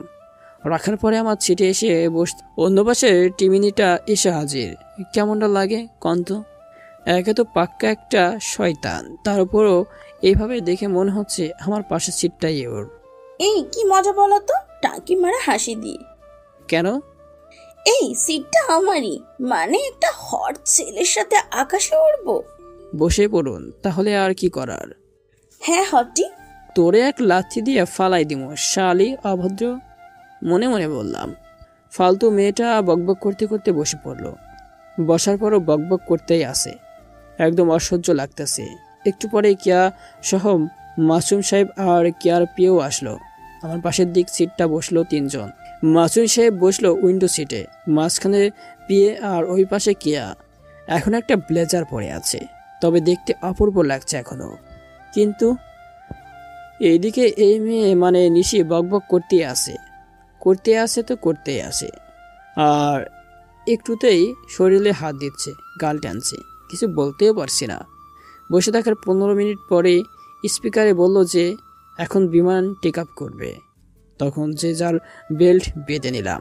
যদিও আমার ভয় লাগছিল না, আর নিশির মতিগতি দেখে মনে হচ্ছে ওর আগেই সফর করেছে বিমানে। কিন্তু এখন মেঘার অবস্থা দেখার মতো, ওর ভয়ে একদম চুপসে গেছে। হঠাৎ আমার হাত জোরে চেপে ধরল আর চোখ বন্ধ করে আছে ভয়ের ঠেলায়। আমার প্রচুর হাসি পাচ্ছে তখন। হঠাৎ কেয়ার দিকে নজর পড়তেই আমার হাসি উড়ে গেল। আবার ওর রাগী চেহারা চোখে পড়ল, মনে হচ্ছে খুব রেগে আছে। দাঁতের সাথে দাঁত চেপে রাগী দৃষ্টিতে তাকিয়ে আছে আমার দিকে। আর এই শয়তান মায়া একটুতেই আমার গাল টানতেছে, কাঁধে মাথা রাখতেছে, কুতকুত দিতেছে। উফ, একেবারে অসহ্য কথাকার। 10 মিনিট পরেই উঠে গেল বাথরুমে চোখে মুখে পানি দিতে। আর তখনই কিয়া ওর সিট থেকে উঠে এসে নিশি সিটে বসলো। আমি তো শুধু বড় বড় চোখ করে তাকিয়ে আছি কেয়ার এমন কাণ্ড দেখে। আমার এমন তাকানো দেখে হাতে চিমটি কাটলো কেয়া। তখনই চোখ নামিয়ে নিলাম। একটু পরে নিশি বাথরুম থেকে বের হয়ে এসেই অবাক, কারণ ওর জায়গায় তো কিয়া বসে আছে। ওই তুই এখানে কি করছিস? তোর সিট তো এটা না, এটা আমার সিট। আমার ওখানে ভালো লাগছে না বাল। মানে কি? না ওঠ, আমার সিট এটা, তোরটাতে যা। প্লিজ দোস্ত যা না, ওখানে কেমন জানি লাগছে আমার। দেখ ভালো লাগে না। যা সোনা বান্ধবী যা। বালকুট্টি। নিশি রাগ দেখিয়ে কেয়ার সিটে চলে গেল, আর কেয়ার রাগী দৃষ্টিতে আমার দিকে তাকালো। আমি তখনই মাথা নিচু করলাম। তখন আবার জোরে একটি চিমটি কাটলো হাতে। চিৎকারও করতে পারলাম না, লোক লজ্জার ভয়ে। এবার খুব লেগেছে, মুখ বুজে ওর অত্যাচার সহ্য করতে হলো। এর থেকে নিশিই তো ভালো ছিল, দুষ্টু মিষ্টি আদর করছিল। 2 ঘন্টা পরে হালকা নাস্তা দেওয়া হলো, সবাই সেটা খেয়ে নিলাম। তারপর সিটে মাথা হেলান দিয়ে চোখ বন্ধ করে রাখলাম যাতে ঘুম আসে। এতক্ষণে নিশির কথা একটু বলেই আসি চলুন। আমরা একসাথে ভার্সিটিতে পড়তাম। একটা গোপন কথা বলি, আমি সে ভার্সিটি লাইফ থেকে কিয়াকে পছন্দ করতাম, কিন্তু ওকে বলিনি, আর আপনাদেরও না। ওর সাথে একটু নাটকও করতে হলো এটা নিয়ে, দেখছেনই তো। কিন্তু আপনাদের যে এটা বললাম, এটা কাউকে বলবেন না, কেমন? নিশি আমাদের সাথেই পড়তো, কিন্তু ওকে শয়তান বলার প্রধান কারণ হলো এই মেয়ে 20 জনের বেশি ছেলের সাথে শারীরিক সম্পর্ক করেছিল। অনার্স 2য় বর্ষে যখন ছিলাম তখন, ফাইনাল ইয়ারে এসেও অনেকের সাথে এসব বাজে কাজে লিপ্ত হয়েছে, আর এখনও তো মনে হয় ওইসবই করে। এইসব কারণে আমি ওকে শয়তান বললাম। ভার্সিটি থাকাকালীন সবাই নিশি অনেকবার আমাকে ওর খারাপ জালে ফেলতে চেয়েছিল, কিন্তু তখন কিয়াই ওকে আমার দিক থেকে দূরে নিয়ে যায়। এটা আমি পরে বুঝতে পারি। আশা করি নিশির সম্পর্কে যথেষ্ট ধারণা আপনারা পেয়ে গেছেন যে ও কেমন ধরনের মেয়ে। যাক, আপনাদের এসব বলতে বলতে ঘুমে চোখ বন্ধ হয়ে আসছে, তাই আর দেরি না করে ঘুমাই একটু। কতক্ষণ পরে ঘুম ভেঙেছে জানি না, তবে ঘুম থেকে উঠে বড় ধরনের ঝটকা লাগলো, কারণ কে আমার ডান হাতে জড়িয়ে কাঁধে মাথা দিয়ে আছে, আর মেঘা বাম হাতে জড়িয়ে ধরে কাঁধে মাথা দিয়ে আছে। আর দুজনেরই এমন ব্যবহারের প্রধান কারণ হলো ঘুম বাবাজি। ঘুমের ঘরে দুজনই এভাবে জড়িয়ে ধরছে। মেঘা আরামে ঘুমাচ্ছে, আর কেউ কিন্তু হঠাৎ লক্ষ্য করলাম ওর নাকে মুখে চুল এসে পড়ছে, ছোট্ট বাচ্চাদের মতো লাগছে ওর ঘুমন্ত মায়াবী চেহারাটা। ইচ্ছা করছে কপালে আলতো করে একটা চুমো দিই আর নাকের ডগা একটা কামড় দিই। তবে ওর নাকে মুখে চুল আসায় ওর বিরক্ত লাগছিল, এটা বুঝতে পারছিলাম। তাই সাহস করে ও চুল হাত দিয়ে কানের পিছনে ওইখানে রাখতে গালে ঠাস করে একটা থাপ্পড় পড়ল। আমি 440 ভোল্টের একটা ঝটকা খেলাম আচমকা। এমন হওয়ায় আমি ভ্যামাচেকা খেয়ে কেয়ার দিকে তাকালাম। দেখি বড় বড় চোখ করে আমার দিকে তাকিয়ে আছে। চেহারা রাগের ছাপ স্পষ্ট বোঝা যাচ্ছে। আমার কলিজায় কোনো পানি নেই, ভয়ে সব শুকিয়ে কাঠ হয়ে গেছে। আর ওদিকে মেঘা এখনো ঘুমাচ্ছে। ফ্ল্যাটের সবাই ঘুমের রাজ্যে আছে, কি আর বলবো, কপাল খারাপ আমারই। কিরে লুচ্চা, মেয়ে দেখলে হাত পা চুলকায় তাই না? আসলে ম্যাম তা না। চুপ কর ছোট লোকের বাচ্চা, লুচ্চা জানোয়ার। এখানে আসাই ঠিক হয়নি। এখন দেখছি তুই নিশির থেকেও 1000 গুণ বেশি খারাপ। মেয়েদের শরীরে হাত দিতে ইচ্ছে করে শুধু, তাই না? আপনার বিরক্ত লাগছিল হয়তো, তাই তো চুলগুলো সরিয়ে দিলাম। আর এই যে দেখুন, মেঘার মতো আপনিও ছিলেন এভাবে। কই, আমি তো আপনাকে কোনো কিছুই বলিনি। চুপ, মুখে মুখে তর্ক করছিস? তোকে চেনা আছে খুব ভালো করে, কেমন ধরনের ছেলে তুই। এই কি হলো নীল, কি ঝগড়া করছে? ম্যাম, কথাটা বলেই জিভে কামড় দিলাম, ফুল বলে ফেলেছি। কি বললি? সরি, ফুল হয়ে গেছে। দেখুন, আপনার কথাতে অনেকেরই ঘুম ভেঙে গেছে। ম্যাম, কি হলো আপনার? এত জোরে কেন কথা বলছিলেন? চুপ একদম। একটা ছেলেকে জড়িয়ে ধরে আছে, লজ্জা করে না, আবার মুখের উপরে কথা। কি বলেন ওকে এসব? কেন, গায়ে বিচ্ছে নাকি? শোন, লুচ্চামিটা একটু কম করিস। আমি আর কিছু বললাম না। এদিকে বেচারি মেঘাও আর কিছু বলতে পারল না। কেঁদে দিবে এমন হাবভাব ওর, কারণ ও তো ইচ্ছে করে ধরিনি এভাবে। কিন্তু কি আর এভাবে কথাটা বলা ঠিক হয়নি। আরও 2 ঘন্টা পরে বিমান ল্যান্ড করলো। এ 2 ঘন্টা কিয়ার সাথে কোনো প্রকার কথা বলিনি, কারণ ওর কথা বললেই অপমানিত হতে হবে। এয়ারপোর্টে এসে দেখি 2 জন লোক দাঁড়িয়ে আছে, আর মধ্যে একজন বয়স্ক লোক দাঁড়িয়ে আছে। মানে ওই 2টাই বডিগার্ড। কিয়াকে দেখেই ওর মুখে হাসি ফুটলো, মানে এরাই তাহলে আমাদের নিতে এসেছে। এয়ারপোর্টের বাইরে এসে দেখি বড় একটা গাড়ি দাঁড় করানো। তারপরে গাড়িতে উঠলাম। মোট 8টি সিটের গাড়িটা। পিছনের সিটে আমি আর মেঘা, আমাদের সামনের সিটে নিশি, কেয়া আর ওর পিয়ে। ড্রাইভারের কাছে মাসুম সাহেবও বসলো। যাদের সাথে এয়ারপোর্টে কথা হলো তারা সামনের গাড়িতে আছে। একটু পরে এই গাড়িটা একটা বড় এবং ভালো মনের 7 স্টার হোটেলে দাঁড় করালো। সবাই গাড়ি থেকে নামলাম। ওই 3 জন লোকও দেখছি আগে থেকেই ওইখানে উপস্থিত। ওরাই ভেতরে নিয়ে যেয়ে রিসিপশনে থেকে চাবি নিয়ে শিফটে উঠে 8 তলায় চলে আসলাম। আমাদের জন্য মোট 3টা রুমের ব্যবস্থা করা হয়েছে। একটাতে থাকবো আমি আর মাসুম ভাই, অন্যটাতে কিয়া আর নিশি, আর শেষেরটাতে মেঘা আর পিয়ে সিমি, ওর নাম সিমি। যাই হোক, আমরা যখন আমেরিকাতে পা রাখি তখনই প্রায় সন্ধ্যায় ছিল, তাই আজকের কোনো কাজ নেই। আজকের দিনটা রেস্ট নিই। যার মতো রুমে যেয়ে গোসল করে ফ্রেশ হলাম। মেয়েগুলো কি করছে কে জানে, ওরা তো এমনিতেই পচা। রাতে খাওয়ার অর্ডার দেওয়ার 10 মিনিট পরে খাবার চলে আসলো। তেমন কিছু অর্ডার করিনি আমি। পিৎজা আর স্যান্ডউইচ আর অরেঞ্জ জুস তো থাকবেই। সে যাই হোক খাওয়া দাওয়া করে ওই দিনের মতো শুয়ে পড়লাম। পরের দিন 4টার সময় মিটিং ফিক্সড হলো। সবাই আমরা সময় মতো মিটিংয়ে বসলাম। সেখানে মোট 8 জন ছিলাম। আমরা 5 জন আর ওদের অফিসের 3 জন সাদা চামড়ার লোক। কোনো বডিগার্ড নেই, আর নিশিকে রুমে রেখে আসা হয়েছে। 1 ঘন্টা যাবৎ মিটিং চললো। তারপরও আজকে ডিল ফাইনাল হলো না।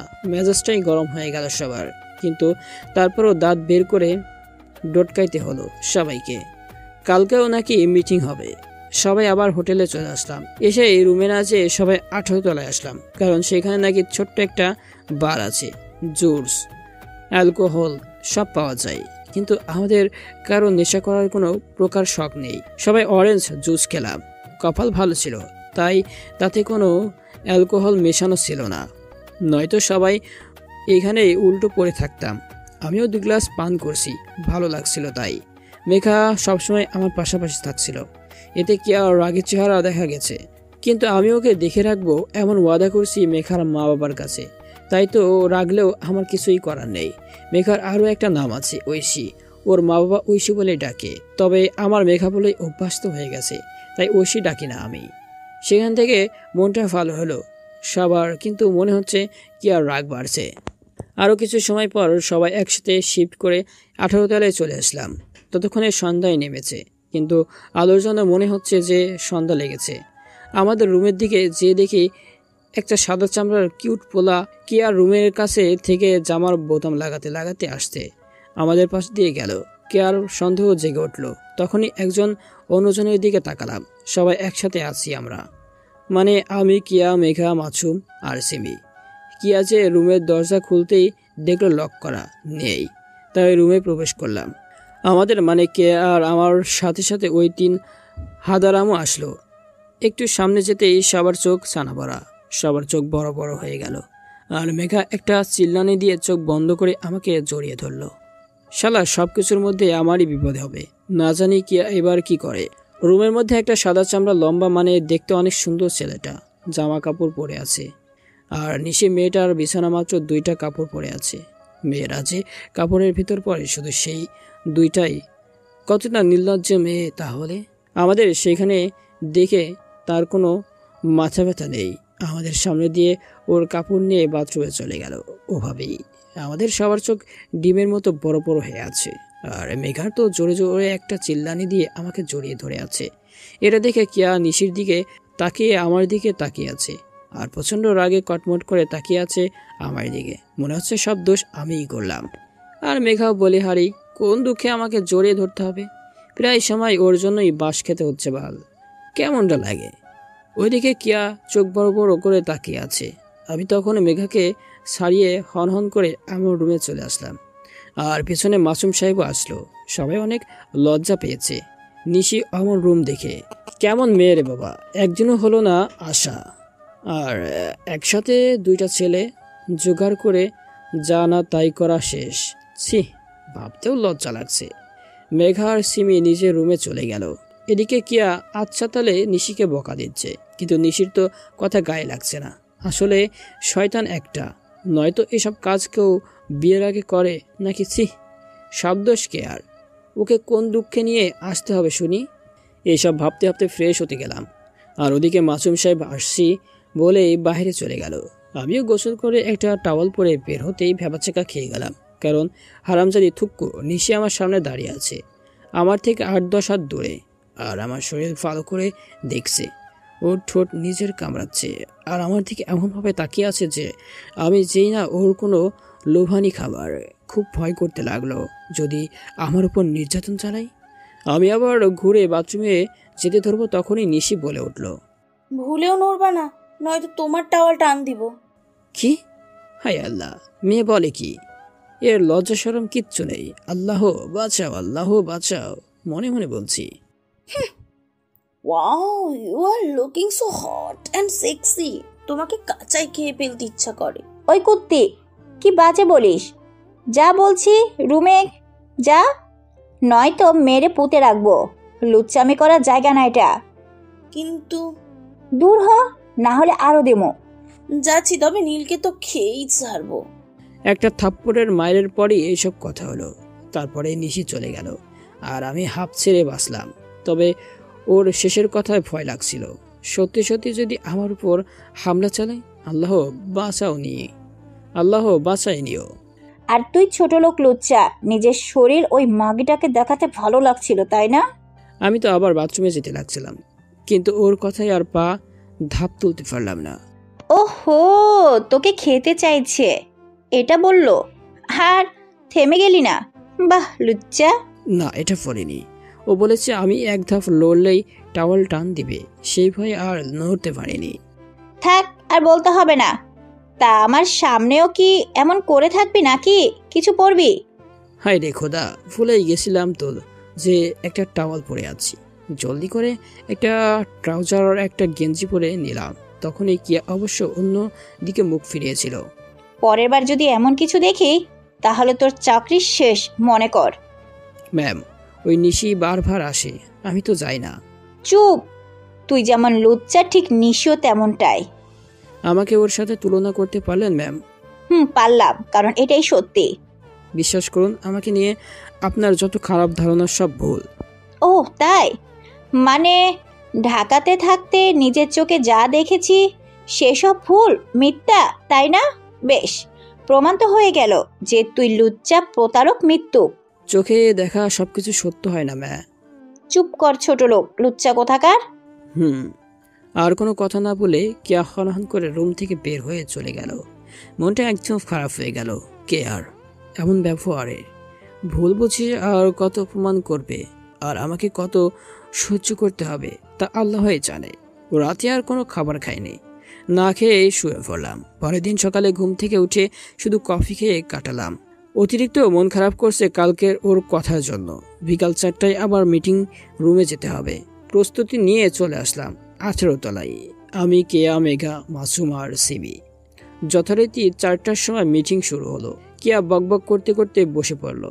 তারপরে আমি উঠে অনেকটা সময় ধরে কথা বললাম আর ওদের ঠিকমতো বিষয়টা বোঝানোর চেষ্টা করলাম, যতটা আমার দ্বারা সম্ভব। এক কথায় আমি আমার বেস্ট দিলাম ওদের বোঝাতে। মিটিং শেষ, ওদের কোম্পানির মালিক জন্য এসে কেয়ার সাথে হ্যান্ডশাপ করলো আর হাসি মুখে বলল, deal final miss beauty. Thanks John. আমাদের মুখে হাসি ফুটলো, কিন্তু আমার মন খারাপ থাকায় তেমন আনন্দ হলো না। কেয়া আরও জনের সাথে কথা বলে চলে আসলো। তারপরে আমরা সোজা 8 তলায় হোটেল রুমে চলে আসলাম। এসে ফ্রেশ হয়ে নিলাম। খুব ক্ষুধা পেয়েছে, তাই খাবার অর্ডার দিয়ে বসে আছি। 10 মিনিট পরে দরজায় বেল বাজলো। হি হি হি, খাবার চলে আসছে। আমি যে দরজা খুলে খাবার নিয়ে এসে বসে পিৎজা, বার্গার গিলতে লাগলাম, থুক্কু খেতে লাগলাম। 2টা বার্গার, খুব টেস্ট। আরও একদিন কাটলাম হোটেলের মধ্যে। মোট 3 দিন কাটলো। 4র্থ দিনের দিন সবাই বায়না ধরলো বাইরে ঘুরতে যাবে, কারণ এদেশে দেখার মতো অনেক কিছুই আছে। অনেক পার্ক, চিড়িয়াখানা রয়েছে, যার সৌন্দর্য অনেক গুণ বেশি। তবে আমাদের দেশের মতো সবুজ শ্যামল না। খুব মিস করছিলাম প্রিয় মাতৃভূমিকে। সবাই রেডি হয়ে বেরিয়ে পড়লাম। আমার রুম থেকে বের হতেই নিশির সাথে দেখা। আমি কালো রঙের প্যান্ট আর শার্ট পরেছি, আর আমাকে দেখে বলল, wow, just you looking so handsome. Oh thank you. আমাকে দেখতে কেমন লাগছে? সুন্দর, ফালতু দেখা যাচ্ছে। লুচ্চা মায়া ফালতু মনে মনে বললাম। Thanks babe. ম্যাম কোথায়? আমরা সবাই তো রেডি। এখনই বের হবে তো। আর বলতে পারলাম না। সে হা করে চোখ বড় বড় করে আমার দিকে তাকিয়ে আছে। আজকে ওর তাকানো দেখে মনে হচ্ছে আমাকে গিলে খাবে চোখ দিয়ে। সবাই কি লুচ্ছা নাকি? 5 মিনিট পরে মেঘা দরজা খুলে বাইরে আসলো। ওই আল্লাহ, এ তো মেয়ে করছে কি? কিয়ার মতো মেঘাও একটা কালো শাড়ি পরছে। খাইছে রে, না জানি কিয়া কি বলে, কিন্তু বাস্তবে কি ওকে অনেক সুন্দরী লাগছিল। একদম কিয়ার মতো সুন্দরী লাগছিল, কিছুটা যমজ বোনের মতোই লাগছে। না না, কি বলছি আমি এইসব? নিচে লুচ্ছা হয়ে গেলাম নাকি সত্যি সত্যি? তবে দুজনকেই মনে হচ্ছে 2টা রাজকন্যা। ছি, কি বলছি আমি, লুচ্চার মতো। সবাই একসাথে বেরিয়ে পড়লাম। সারাদিন অনেক জায়গায় ঘুরলাম, বিভিন্ন প্রকার জীবজন্তু পিক তুললাম, সাথে নিজের পিকও তুললাম হাঁসের ঠোঁটের মতো মুখ করে। এই সময়গুলোতে মেঘা প্রতিটা মিনিট আমার সাথে ছিল, আর এমনভাবে ছিল যে মনে হচ্ছে আমাকে আর ওকে আঠা দিয়ে জোড়া লাগানো হয়েছে। আর ওদিকে কিয়া লুচির মতো ফুলছে মেঘাকে দেখে। ওর হিংসা হচ্ছে মেঘার জন্য, কারণ ও আমার শরীর ঘেঁষে আছে। কিন্তু কিয়ার একটা কাজ ফলো করছে, নিশিকে ওর সাথে রেখে, কারণ ওকে ছাড়লে আবার কাছেই আসবে। রাতে বাসায় আসার সময় একটা হোটেল থেকে পেট ভরে ভালো ভালো খাবার খেয়ে আসি। ও রাত 10টায় হোটেলে ফিরলাম। সবাই যে যার মতো রুমে যেয়ে ফ্রেশ হয়ে নিয়ে একটা ঘুম। সঠিক পরিমাণ খাওয়া হয়েছে, তাই ঘুম আসতেই দেরি হলো না। পরের দিন সকালে ঘুম থেকে উঠে ফ্রেশ হয়ে রুমে বসেছিলাম ল্যাপটপ নিয়ে। একটু ফেসবুকে ঢুকলাম, দেখি মেঘার পিচ্ছি বোনটা রিয়া মেসেজ করেছে। আগেই বলেছি ও ক্লাস 9-এ পড়ে।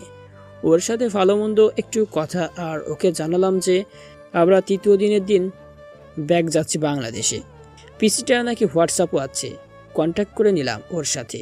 তারপর ল্যাপটপটা আর মোবাইলটা রেখে ভাবলাম একটু বাইরে থেকে ঘুরে আসি। যেই ভাবা সেই কাজ। বিছানা থেকে উঠে অন্য মানুষকে হয়ে দরজার কাছে যেয়ে দরজা খুলে বের হব, এমন সময় মেঘাও সেইখানে আসে। ওর সাথে আমার ধাক্কা লেগে যায়। আর যার ফলে ওর ঠোঁট আর আমার ঠোঁট লেগে যায়। সঙ্গে সঙ্গে দুজনের শরীরই বিদ্যুতে বয়ে গেল। যদিও চুমু দিয়েছে কেয়া, কিন্তু এভাবে হঠাৎ হওয়াই এমন হলো। তখনই নিজেকে ছাড়িয়ে নিলাম। আর ওদিকে মেঘা মাথা নিচু করে ফেলেছে। লজ্জায় মেঘার গাল লাল হয়ে গেছে। ওর হাত কাঁপছে। ওর হাত কাঁপা দেখে ভয়ে অটোমেটিক্যাল আমার হাতও আমার গালে চলে গেল, যাতে থাপ্পড়টা না লাগে। মেঘা, দেখো, ক্ষমা করো, আমি বুঝতে পারিনি এমনটা হবে, সরি। আমি কিছু মনে করিনি। তারপরে মেঘা দৌড়ে ওর রুম চলে গেল। জীবনের প্রথম মেঘা কারোর ঠোঁটের স্পর্শ পেল। আর ওর কপাল এতটাই ভালো যে ভালোবাসার মানুষটার ঠোঁটের ছোঁয়া পেল সে। হ্যাঁ ভাই, ঠিকই শুনেছেন, মেঘাও নীলকে ভালোবাসে, মানে আমাকে ভালোবাসে। কিছু বলতে ভয় পাই, অবাক হওয়ার কিছুই নেই। মনের উপর কেউ আয়ত্ত রাখতে পারে না, মনটাই বেহায়া। মেঘা আমাকে আরও কয়েক মাস আগে থেকেই ভালোবাসে, কিন্তু বলতে পারেনি, কারণ এতে যদি তাদের বন্ধুত্বটাও নষ্ট হয়ে যায় এই ভয়ে। পরের দিন বিকালে সবাই মিলে আবার সেই বাড়ি গেলাম। ওইখানে প্রায় 2 ঘন্টা যাবৎ সময় কাটিয়ে মন ভালো করলো। সবাই বসে বসে জুস খাচ্ছে, কিন্তু নিশি উঠে একটা ছেলের সাথে গা লাগিয়ে নাচতেছে। ধ্যাত, কি আর বলবো এমন লুচ্চাকে নিয়ে। এদিকে মেঘা আকাম করে বসে আছে। কি অকাজ করেছে শুনবেন? সবাই জুস নিয়ে খাচ্ছিল, কিন্তু মেঘা ভুল করে অ্যালকোহল মেশানো জুসটাই নিয়ে খাচ্ছে। আমাদের অজান্তেই 2 গ্লাস খেয়ে ফেলেছে। তারপর যখন আমরা বুঝতে পারলাম, তখন মেঘা মাতাল হয়ে গেছে, শুধু উল্টাপাল্টা বকছে আর ওইখানে রাখা সোফায় এলিয়ে পড়ছে। কি আর করার, এসব দেখে খারাপ লাগছিল, তাই সবাই চলে আসতে চাইলাম, কিন্তু মেঘা আসতে চাইছে না। জোর করে বাইরে আনলাম, কিন্তু ছোট্ট বাচ্চাদের মতো ভাব করে বসে পড়ছে। তাই বাধ্য হয়ে আমি ওকে কোলে নিয়ে লিফটে উঠলাম। লিফটে উঠে কেয়ার দিকে তাকাতেই কলিজার পানি শুকিয়ে গেল। রেগে আছে, প্রচণ্ড রেগে আছে, দাঁতে দাঁত চেপে রেখেছে। তাহলে ফাগুন কেমন রাগি। এদিকে মেঘা আমার গাল টানছে, নাক টানছে আর বলছে, বাবু তুমি খুব কিউট। ও তো আমাকে ভালোই বাসে না, ছোট লোক একটা, লুচ্চা ছেলে। তাহলে আমি বারবার ওর জন্য এমন কষ্ট পাচ্ছি কেন? না, আর কোনো কষ্ট পেতে পারবো না আমি, লাগবে না অমন জানোয়ার ছেলেকে। আমি মেঘাকে কোলে করে নিয়ে যে বিছানায় শুয়ে দিয়ে বাইরে আসতেই, ওই শোন ফকিন্নির বাচ্চা, কাল আমরা চলে যাচ্ছি রাতের ফ্লাইটে। এটা কেমন ভাষা ম্যাম? মুখের উপর কথা বলিস তুই? কষিয়ে একটা থাপ্পড় বসিয়ে দিল আমার গালে। সবাই শক খেয়ে গেল, আর আমি তো দ্বিগুণ। হঠাৎ করে সামান্য একটা কারণে থাপ্পড় মারবে মানুষের সামনে, প্রচণ্ড খারাপ লাগছিল। কোনো কথার উত্তরও না দিয়ে রুমে এসে ফ্রেশ হয়ে শুয়ে পড়লাম, কারণ কালকে চলে যাব। জেগে থাকলে কান্না পাবে, সেজন্য ঘুমিয়ে পড়লাম। আজকে আমরা চলে যাব বাংলাদেশে। কিছু ভালো লাগছে, সব কিছু প্যাকিং করে চলে আসলাম এয়ারপোর্টে। কালকের ঘটনা সিমি মেঘাকে বলেছে যে ও মাতাল হয়েছিল, তাই লজ্জায় আমার সাথে কথা বলতে পারছে না। এয়ারপোর্টে বসে আছি সবাই, তখন কি যেন মনে হলো, তাই ওদের থেকে একটু সরে এসে ডাটা অন করলাম। কয়েক সেকেন্ড পরই দেখি হোয়াটসঅ্যাপে রিয়া কল দিয়েছে। হঠাৎ এই সময় ওর কল কেন? রিসিভ করলাম। কি ব্যাপার আপু, এখন কল কেন? ঘুমাও তুমি? কি হলো আপুটার, কেউ বকা দিয়েছে বুঝি? এখানে ফোন দিলাম কারণ তোমার সিম বন্ধ পাবো কিনা সেটা ভেবে, তাই এখানে কল দিলাম। ঠিক আছে আপু, কিন্তু কাঁদছো কেন? ভাইয়া, এবার আমারও টেনশন শুরু হয়ে গেছে। এতক্ষণ ধরে কাদার মেয়ে না রিয়া, কিছু একটা হয়েছে নিশ্চয়ই। বাবা কথা বলবে। দাও। বাবা তোমরা কবে ফিরবে? আঙ্কেল আজ রাতে একটু পরেই ফ্লাইট। আপনি এমনভাবে কথা বলছেন কেন আঙ্কেল? কোনো সমস্যা হয়েছে? হ্যাঁ বাবা, অনেক বড় সমস্যা হয়ে গেছে। কি সমস্যা বলুন আঙ্কেল, তাড়াতাড়ি। আমার কেমন যেন খারাপ কিছুর আভা লাগছে। মেঘার মা আর বেঁচে নেই। প্রচুর টেনশন হচ্ছে, মনে হলো মাথার আকাশ ভেঙে পড়লো, পায়ের নিচে জমিন সরে গেল। লাইফের সব থেকে বড় ব্যাড নিউজ এটা। আমি পুরো স্তব্ধ হয়ে গেলাম। এখন মেঘার কি হবে? কথাটা শুনে চোখ ঝাপসা হয়ে গেল, কারণ এই আন্টি আমাকে কতই না ভালোবাসতো, আমাকে ছেলের মতো আদর করত। বাসার প্রতি শুক্রবারে শুধু আমার জন্য বিরিয়ানি রান্না করত। কোনো দরকার পড়লেই সাহায্য করেছে এই সামান্য কয়েক মাসেই। ওনার কোনো ছেলে ছিল না, তাই আমাকে ছেলের মতোই দেখতেন। কিন্তু তিনিই কিনা এই দুনিয়া ছেড়ে চলে গেলেন। কথাটা কেমন জানি বিশ্বাস হচ্ছে না। আঙ্কেল, আপনি ঠিক আছেন তো? কি বাজে বকছেন? আমি ঠিকই বলছি বাবা, মেঘার মা মারা গেছে। আর আমার অবস্থা খুব একটা ভালো না, যে কোনো সময় নিঃশ্বাস বন্ধ হয়ে যেতে পারে। আঙ্কেল, এসব কি বলেন? আর এসব কিভাবে হলো? রোড অ্যাক্সিডেন্ট হয়ে আমরা একটা রিক্সাতে ছিলাম, তখন ভুল করে একটা মাইক্রো এসে ধাক্কা দেয় আর আমরা রিক্সা থেকে পড়ে যাই। তোমার আন্টি রাস্তাতে খুব জোরে পড়ে, ফলে একটু পরেই আমাকে ছেড়ে চলে যায়। ওর মাথা ফেটে গেছিল, আমারও ফেটেছে। তখন জ্ঞান ছিল না, একটু আগে জ্ঞান ফিরল। পুরো 8 ঘন্টা বেহুশ ছিলাম। আমরা কালই আসছি বাংলাদেশে। আপনার কিছু হবে না আঙ্কেল, আসছি আমরা। আসো, তবে এই কথা এখন মেঘাকে বলিও না, নয়তো আমার মেয়েটা পাগল হয়ে যাবে ওখানেই। প্লিজ অনুরোধটুকু রাখো। সি আঙ্কেল, অনুরোধ কেন বলছেন? আপনি গুরুজন যা বলবেন তাই হবে, আমি ওকে কিছুই বলবো না। জানতাম বাবা, হীরার টুকরো ছেলে। তাড়াতাড়ি করে এসো, হ্যাঁ রাখছি। জি আঙ্কেল, রেহাকে একটু ফোনটা দিন। ভাইয়া। আপু আমার কান্না করবে না। তোমার আম্মু ঘুমিয়ে আছে এখন, আর তোমার বাবা খেয়াল রাখো, আমরা আসছি। ভাইয়া, আম্মু তো একেবারে ঘুম গেছে, আর কখনো ঘুম থেকে আমাকে আদর করবে না, বকবে না। তোমার বাবার খেয়াল রাখো আপু, আমরা জলদি আসছি। কথাটি বলেই কল কেটে দিয়ে ডাটা অফ করলাম, কারণ ওর সাথে কথাটা হলে পিচ্ছি মেয়েটার কষ্ট আমি কেঁদে দিব। লক্ষ্য করলাম আমার চোখ বেয়ে নোনা পানি কয়েক ফোঁটা পড়ল, সাথে সাথে মুছে ফেললাম। কষ্ট হচ্ছে কেন জানি না খুব। এখানে মা ছিল না, তবে উনি আমার অনেক ভালো খেয়াল রেখেছেন। নিজেকে ভালো মতো শক্ত করলাম, চোখ মুছে এয়ারপোর্টে ওয়াশরুমে যেয়ে চোখ মুখ হয়ে পানি দিয়ে আসলাম। মেঘার মুখের দিকে তাকাতেই কষ্ট হচ্ছে, কারণ মেয়েটা জানেই না সে তার অনেক প্রিয় একজন মানুষকে হারিয়ে ফেলেছে। সে আর কেউ না, মেঘার নিজের মা। কথাগুলো ভাবতেই কষ্ট হচ্ছিল, কিন্তু পাগলে মেয়েটা আমার দিকে তাকিয়ে মুচকি হাসছে হয়তো সেদিনের জন্য। কিন্তু আমি যে খবরটা শুনলাম তা জানতে পারলে হাসি হয়তো ওর মুখ থেকে হারিয়ে যাবে, ওর মিষ্টি চেহারাটা মলিন হয়ে পড়বে। আমি নিজেকে শক্ত করে রাখলাম যাতে ইমোশনাল হয়ে ওকে কিছু না বলি। ওদের ওইখানে যেয়ে বসলাম আর একটা হাসি দিলাম যাতে কেউ গুছু ধরতে না পারে। কে আমার দিকে একবার তাকালো, তারপরে মুখ বাঁকা করে আবার অন্যদিকে তাকালো, আর এদিকে মেঘা লজ্জা পাচ্ছে। 10 মিনিট বসে থাকার পর সবাই উঠে পড়লাম, আর একটু পরেই যে বিমানে উঠলাম। সিটটা কেমন হয়েছে বলি। আমি মাঝখানে, মেঘা উইন্ডো সিটে, আর আমার অন্য পাশে মাসুম সাহেব আর কেয়া, নিশি, সিমি, এরা 3 জন আমাদের পিছনে বসে আছে। বসে থাকার একটু পরেই স্পিকারে বলল যে এখনই বিমান আকাশে উড়বে, তাই সবাই সিট বেল্ট বেঁধে নিন। কথাটা অবশ্য ইংলিশে বলেছে, তবে সবার সুবিধায় আমি বাংলায় বলছি। বিমান যখন আকাশে উড়ছে তখনই মেঘা ছোট্ট জানালা প্লাস্টিকের মতো পর্দা টেনে বাইরে দেখছিল। যে যার মন মতো বসে আছে, কিন্তু আমার মনে একটুও শান্তি নেই। শুধু আঙ্কেলের বলা কথাগুলো মাথায় ঘুরপাক খাচ্ছে। কি করে কি হয়ে গেল, কখনো কল্পনাও করিনি এমন কিছু হবে। একটু পরে হালকা খাবার নিয়ে আসলো, সবাই খেলো, আমি খেলাম না। শুধু নষ্ট হবে, গলা দিয়ে নামবে না। আমার মনে হচ্ছে আমারই আপন কেউ মারা গেছে। কিছুক্ষণ পরে সবাই ঘুমিয়ে গেল, আর মেঘা আমার কাঁধে মাথা রেখে নিশ্চিন্তে ঘুমাচ্ছে। সত্য খবর জানলে ওর চোখের ঘুম উড়ে যেত। হঠাৎ আমার অজান্তেই আমার হাতে মেঘার মাথায় চলে গেল। কয়েকবার ওর মাথায় হাত বুলিয়ে চোখ বন্ধ করে রেখেছি, কিন্তু ঘুম যেন আজকে আসতেই চাইতেছে না। অথচ এমন নীরবতায় আমার প্রচুর ঘুম পাই, কিন্তু খারাপ খবরগুলো আসলেই ঘুম কেড়ে নেয়। দীর্ঘ সময় পর বিমান এসে বাংলাদেশে বিমানবন্দরে ল্যান্ড করলো। বিমান থেকে নেমে কোনো রকম সবাইকে বিদায় জানিয়ে তাড়াতাড়ি করে বাসায় চলে আসলাম, কারণ এইসব ব্যাগ নিয়ে হাসপাতালে যাওয়া যাবে না।